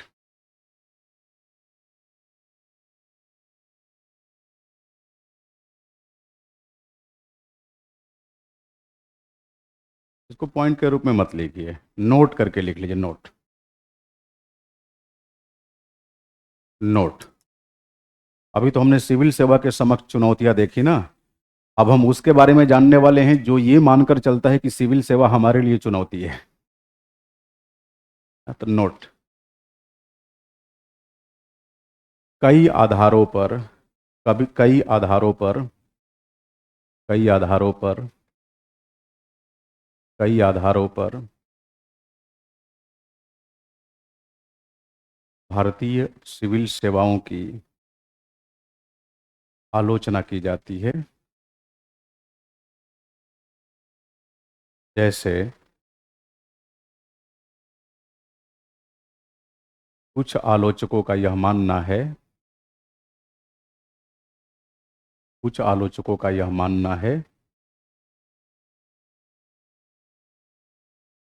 कि सिविल सेवाओं का स्वरूप, सिविल सेवाओं का स्वरूप, सिविल सेवाओं का स्वरूप भारतीय संघीय ढांचे के अनुरूप नहीं है। भारतीय संघीय ढांचे के अनुरूप नहीं है, क्योंकि यह राज्यों की स्वायत्तता को, स्वायत्तता समझ रहे हैं ना, ऑटोनॉमी, यह राज्यों की स्वायत्तता को कम करता है, संकुचित करता है। अच्छा, आगे लिखने से पहले रुक जाइए। आलोचकों की दृष्टि से आप सहमत हैं? बिल्कुल सहमत नहीं होंगे, इसलिए नहीं होंगे कि जो आलोचक है ना, इनके दिमाग में अमेरिका घुस गया है, अमेरिका का संघवाद, और फिर ये आलोचना करना शुरू करते हैं। जबकि इनके दिमाग में डॉक्टर अंबेडकर का संघवाद होना चाहिए। डॉक्टर अंबेडकर का संघवाद कहता है कि केंद्र पावरफुल होगा और राज्य उस पर निर्भर होंगे, सीधी सी बात है। तो ही जाकर भारत जैसे देश में राज व्यवस्था का कुशल संचालन हो सकता है ना। अब आपको राज्यों की स्वायत्तता की क्यों पड़ी है? ये अमेरिकी संघ है क्या? ये जर्मन संघ है? नहीं, ये भारतीय संघ है। और भारतीय संघ में पहले से ही संविधान के सौजन्य से जब शक्तियों का बंटवारा सुनिश्चित हो रहा था, तब केंद्र को अधिकाधिक शक्तियां दी गई और राज्य को कम, ताकि केंद्र जब चाहे राज्य के मामले में हस्तक्षेप कर सके। इसीलिए अब मैं तो आपको एक क्वेश्चन भी दिया था कि भारतीय संविधान में निहित एकात्मक पहलुओं की चर्चा करें। कम से कम उससे यह पता चल जाएगा कि हमारा संघ केंद्र की राज्यों में हस्तक्षेपकारी भूमिका को बढ़ावा देता है, उसकी हस्तक्षेपकारी भूमिका का स्वागत करता है। बट फिर भी आलोचक तो आलोचक हैं। तो जब आप आलोचना करते हैं तो यह मान लिया जाता है कि आलोचकों के दृष्टिकोण को ध्यान में रखकर आप आलोचना कर रहे हैं। क्लियर है ना ये बात? हाँ। तो आलोचना का पहला बिंदु आपने क्या लिखा? हाँ, ये संघ की अवधारणा के खिलाफ है। सेकंड पॉइंट, सेकंड पॉइंट, आलोचक यह भी मानते हैं कि सिविल सेवक, आलोचक यह भी मानते हैं कि सिविल सेवक मंत्रियों के अधिकार क्षेत्र का अतिक्रमण करते हैं। मंत्रियों के अधिकार क्षेत्र का अतिक्रमण करते हैं। मंत्रियों के अधिकार क्षेत्र का अतिक्रमण करते हैं। ये बात समझ में आई? हाँ। नेक्स्ट पॉइंट, आलोचकों का यह भी मानना है कि सिविल सेवाओं की वजह से, सिविल सेवाओं की वजह से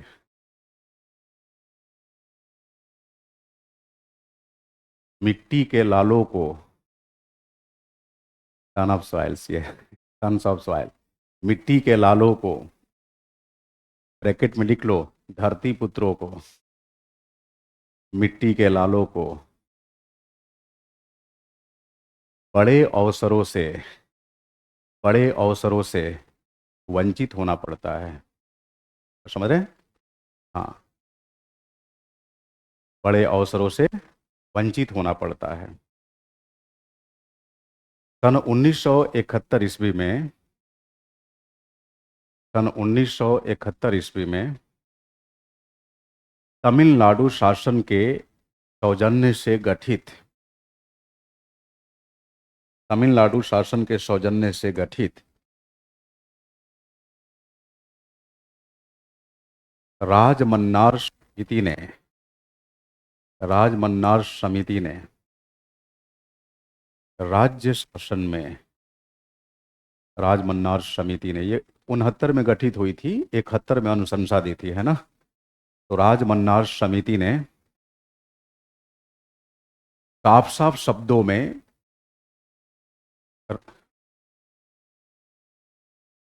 तो पूरी बात बोलो, अब एक रोक दिए मुझे तो।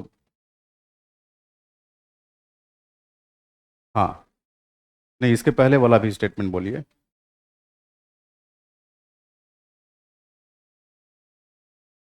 हाँ, राजमन्नार समिति ने राज्य शासन में अखिल भारतीय सेवा जैसे, अखिल भारतीय सेवा जैसे आईएएस, आईपीएस इत्यादि के हस्तक्षेप को पूरी तरह खारिज करते हुए पूरी तरह खारिज करते हुए यह कहा यह कहा कि इन अखिल भारतीय सेवाओं को समाप्त कर देना चाहिए। इन अखिल भारतीय सेवाओं को क्या करना चाहिए? समाप्त कर देना चाहिए।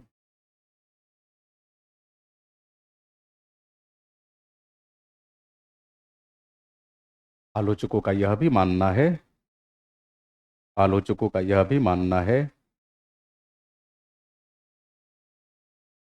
कि सिविल सेवकों के पास विशेषज्ञता का अभाव होता है। विशेषज्ञता का अभाव होता है। लिहाजा लिहाजा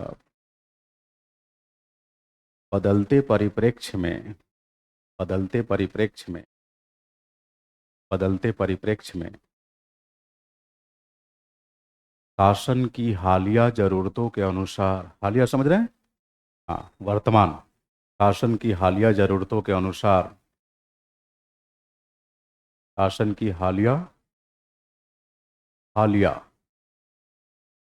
शासन की हालिया जरूरतों के अनुसार ये कार्य निष्पादन में सक्षम नहीं है।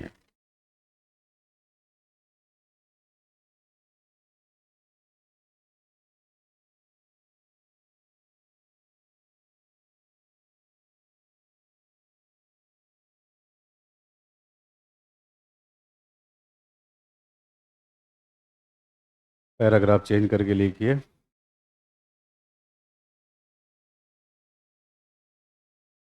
भारतीय सिविल सेवा को भारतीय सिविल सेवा को भारतीय सिविल सेवा को भारतीय लोकतंत्र के अंदर भारतीय लोकतंत्र के अंदर भारतीय लोकतंत्र के अंदर अधिक प्रभावी बनाने के उद्देश्य से अधिक प्रभावी बनाने के उद्देश्य से इसमें इसमें भिन्न भिन्न प्रकार के अपेक्षित सुधार अपेक्षित सुधार किए जा रहे हैं।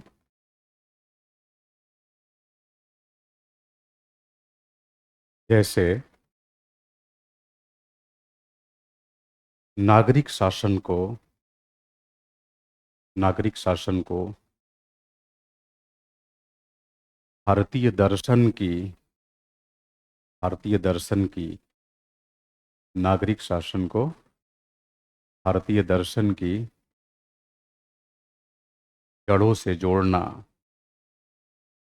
भारतीय शासन को भारतीय दर्शन की जड़ों से जोड़ना, ताकि नागरिक शासन में नागरिक शासन में स्वदेशी तत्वों का समावेशन हो सके ताकि नागरिक शासन में स्वदेशी तत्वों का समावेशन हो सके।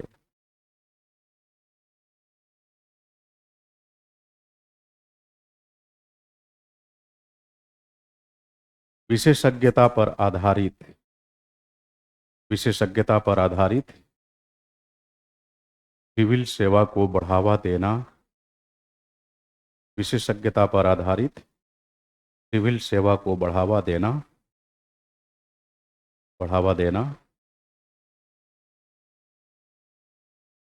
वर्तमान संदर्भ में भारतीय शासन की जरूरतों के अनुरूप हो सकता है।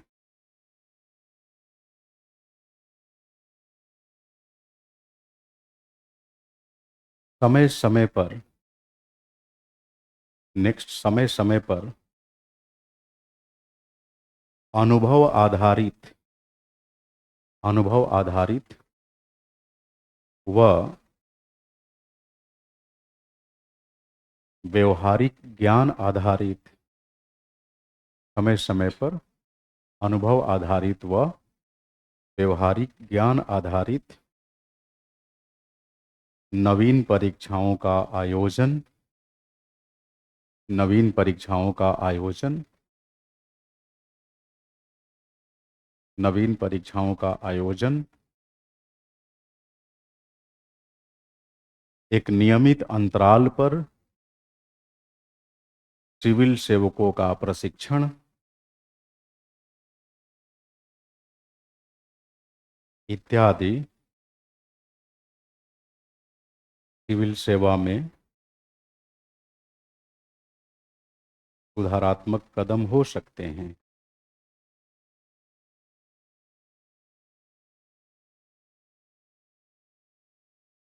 भारत सरकार ने भारत सरकार ने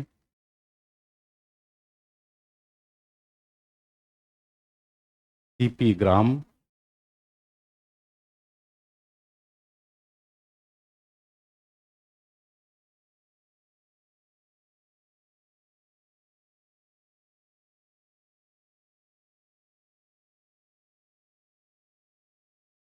means centralised public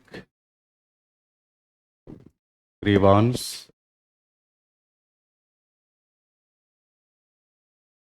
redressal and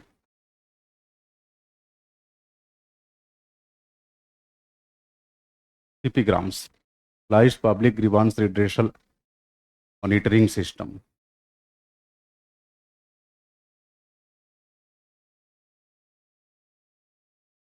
केंद्रीय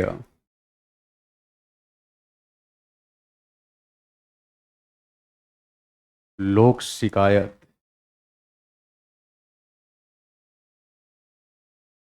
निवारण व निगरानी तंत्र, है ना। या तो विशुद्ध हिंदी रूपांतरण याद रह सके तो रख ली, नहीं तो सीपी ग्राम्स आप ऐसे लिख सकते हैं ना, इसी रूप में सीपी ग्राम्स। तो भारत सरकार ने मिशन कर्मयोगी सीपी ग्राम्स, तो सीपी ग्राम आपने लिख लिया। भारत सरकार ने सीपी ग्राम्स, ई समीक्षा, ई समीक्षा, ई समीक्षा, मिशन कर्मयोगी,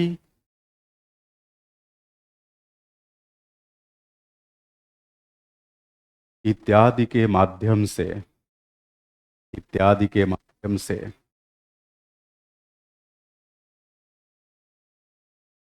इत्यादि के माध्यम से सिविल सेवा में, सिविल सेवा में काफी हद तक सुधार लाने की पहल की है।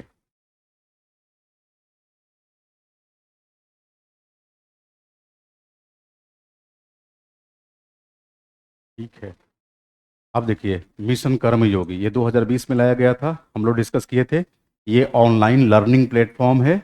इसके माध्यम से सिविल सेवक दुनिया के स्तर पे प्रशासन के क्षेत्र में जो नवाचार लाए जा रहे हैं, इनोवेशन लाए जा रहे हैं, उससे रूबरू होते हैं और अपनी प्रैक्टिसेस के अंदर उसे अपनाते हैं, है ना।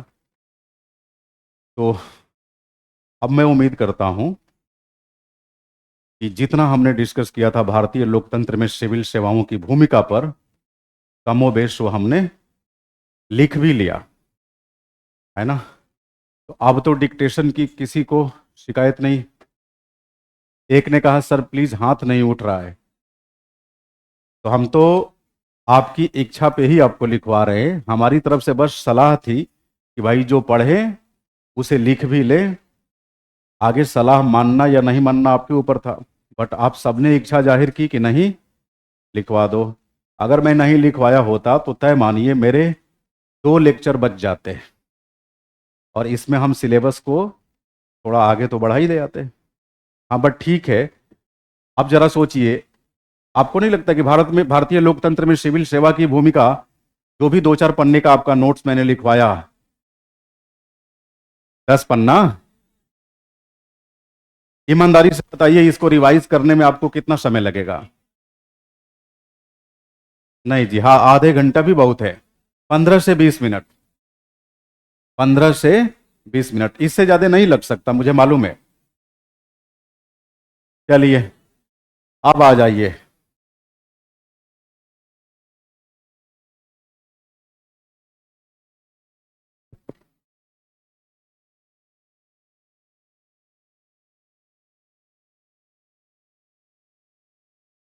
डिफरेंट aspects of गवर्नेंस, शासन के विभिन्न पहलू अथवा संदर्भ या स्वरूप। और ध्यान रखिएगा, जो जो यूनिट डिस्कस हो रही है, हर यूनिट से मिनिमम एक मैक्सिमम दो सवाल फिक्स है, डायरेक्ट या इनडायरेक्ट। अब लोकतंत्र में सिविल सेवाओं की भूमिका आप पढ़ ली है, और इसके अलावा जो शुरुआत में आपको 8-9 लेक्चर पढ़ाया था, इनफैक्ट पूरी गवर्नेंस की ओवरव्यू आपको दे दिया था। तो अब तक जो आपने पढ़ा है, मैं दावे के साथ कह सकता हूं कि गवर्नेंस सेक्शन से पूछे जाने वाले 60% सवालों का जवाब आप दे पाने की स्थिति में आ गए हैं। समझ रहे मेरी बात? और मैं कोई फेकम फेकाई नहीं करता, आप इसका आकलन कर सकते हैं। सिविल सेवा पे चुन चुन के सवाल करो जहां मिल जाए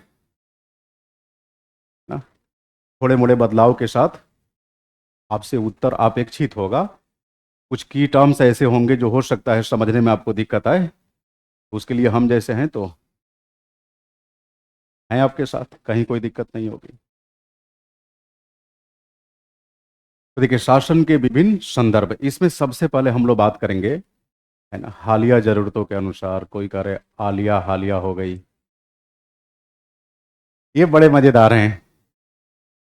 मतलब कुछ बच्चे ये मान के आते हैं कि लेक्चर हमें रिकॉर्डेड करना है, क्लास में बस आनंद उठाना है। हाँ, ठीक है भाई, स्वतंत्र देश के संप्रभु नागरिक हैं।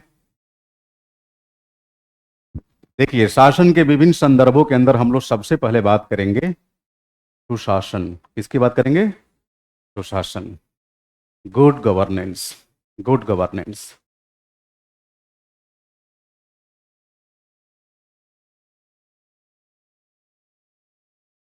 सुशासन।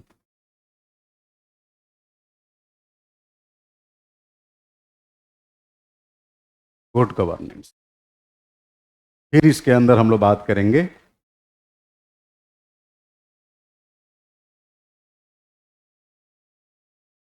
ई शासन।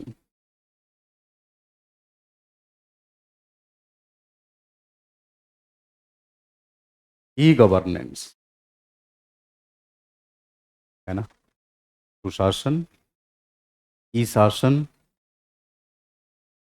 फिर हम लोग बात करेंगे, बताओ, वो तो ई शासन का ही हिस्सा है ना। शासन सिंपल हो, मोरल हो, अकाउंटेबिलिटी की बात करता हो, रिस्पॉन्सिवनेस की बात करता हो, ट्रांसपेरेंसी की बात करता हो, स्मार्ट शासन, that is an integral part of और somehow very much associated to good governance. अरे भाई, शासनिक गतिविधियों में इलेक्ट्रॉनिक्स का प्रयोग किया जाना, समझ रहे हैं? बात करेंगे इसकी, अभी तो बस मैं क्या क्या पढ़ना है उसका थोबड़ा आपके सामने रख रहा हूं कि देख लें।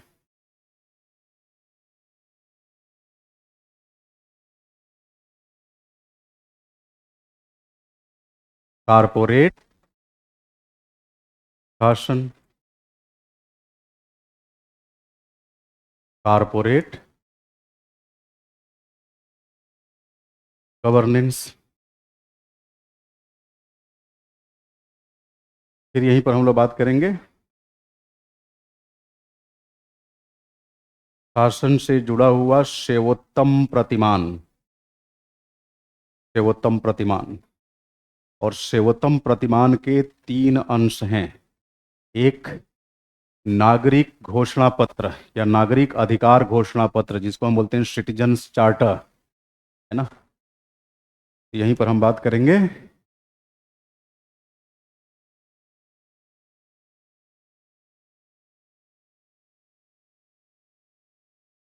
हिंदी लिख लीजिए। नागरिक अधिकार घोषणा पत्र या नागरिक अधिकार पत्र, है ना। सही मामले में इसे क्या बोलना चाहिए?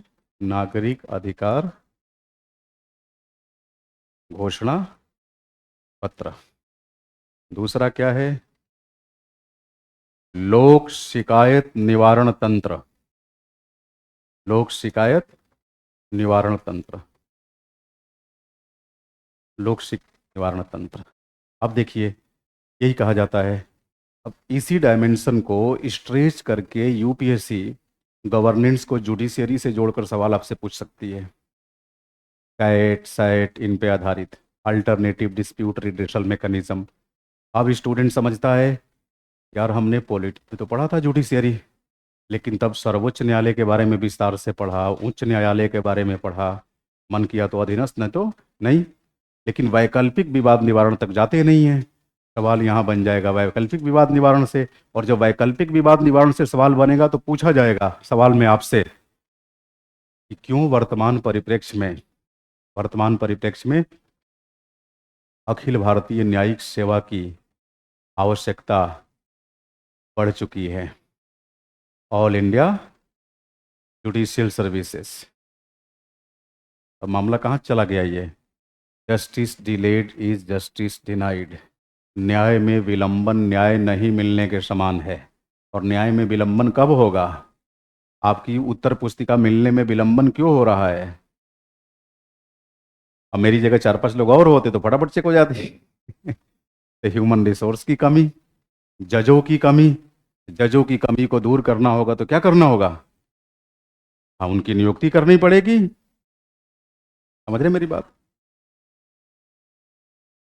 अब बताइए, कई बार मान लीजिए संख्या भी ठीक ठाक है, लेकिन जिम्मेदारियां बहुत अधिक हो गई है। जो काम करना चाहिए उसे छोड़ के कुछ और कर रहे हैं। अब न्यायपालिका को न्याय का शासन सुनिश्चित करना चाहिए, लेकिन न्यायपालिका परेशान है टिका हुआ कार्यपालिका के कृत्यों से, क्योंकि ये अनाप शनाप कानून बना रहे हैं और वे कानून नागरिक अधिकारों की राह में बाधक बन रहा है। फिर न्यायपालिका को न्यायिक सक्रियतावाद अपनाना पड़ रहा है, जुडिशियल एक्टिविज्म। अब ये जुडिशियल एक्टिविज्म गवर्नेंस का भी पार्ट हो गया। समझ रहे मेरी बात? ये सारी समस्याएं हैं। इसीलिए कई बार सिलेबस के बंटवारे को लेकर समस्या आ जाती है पॉलिटी और गवर्नेंस के टीचरों में। सब अपनी अपनी सहूलियत के अनुसार सिलेबस का डिवीजन कर देते हैं। हाँ। अब मुझे मान लीजिए इसमें सीमित रूप में पढ़ाना हो तो मैं जुडिशियरी को गायब कर दूंगा, और व्यापक रूप में जाना हो तो फिर तो mainstream dispute redressal mechanism, alternative dispute redressal mechanism, cat site fat सब चलेगा, है ना। खैर, नागरिक अधिकार घोषणा पत्र, लोक शिकायत निवारण तंत्र, और क्या होगा?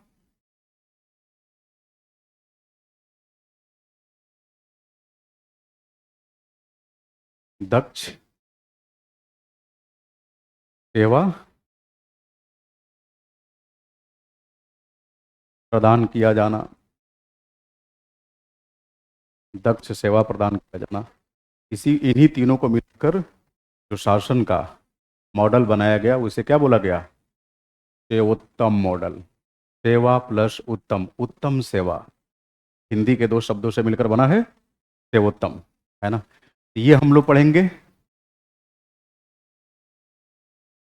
शासन में जन भागीदारी, जन भागीदारी तथा उत्तरदायित्व की अवधारणा। जन भागीदारी तथा उत्तरदायित्व की अवधारणा। और इन्हीं सबको पढ़ने के क्रम में हमें क्या पढ़ना होगा मुख्य तौर पर?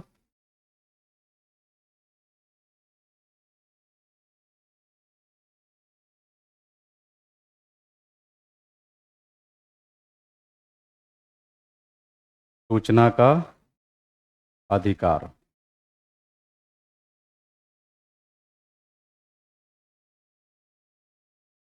विसल ब्लोअर सुरक्षा कानून, लोकपाल तथा लोकायुक्त या लोकायुक्त तथा लोकपाल। तो इन कुछ कानूनों और इंस्टीट्यूशंस के बारे में भी हम यहाँ जानेंगे। ठीक है, लेकिन अब चूंकि समय सीमा इजाज़त नहीं दे रही है, तो कल हम एक दूसरे से मुखातिब होंगे, तो यहीं से अपनी चर्चा की शुरुआत करेंगे, गुड गवर्नेंस। आज के लिए इतना ही। Thank you so much. लिख लो लिख लो, हट जाएं।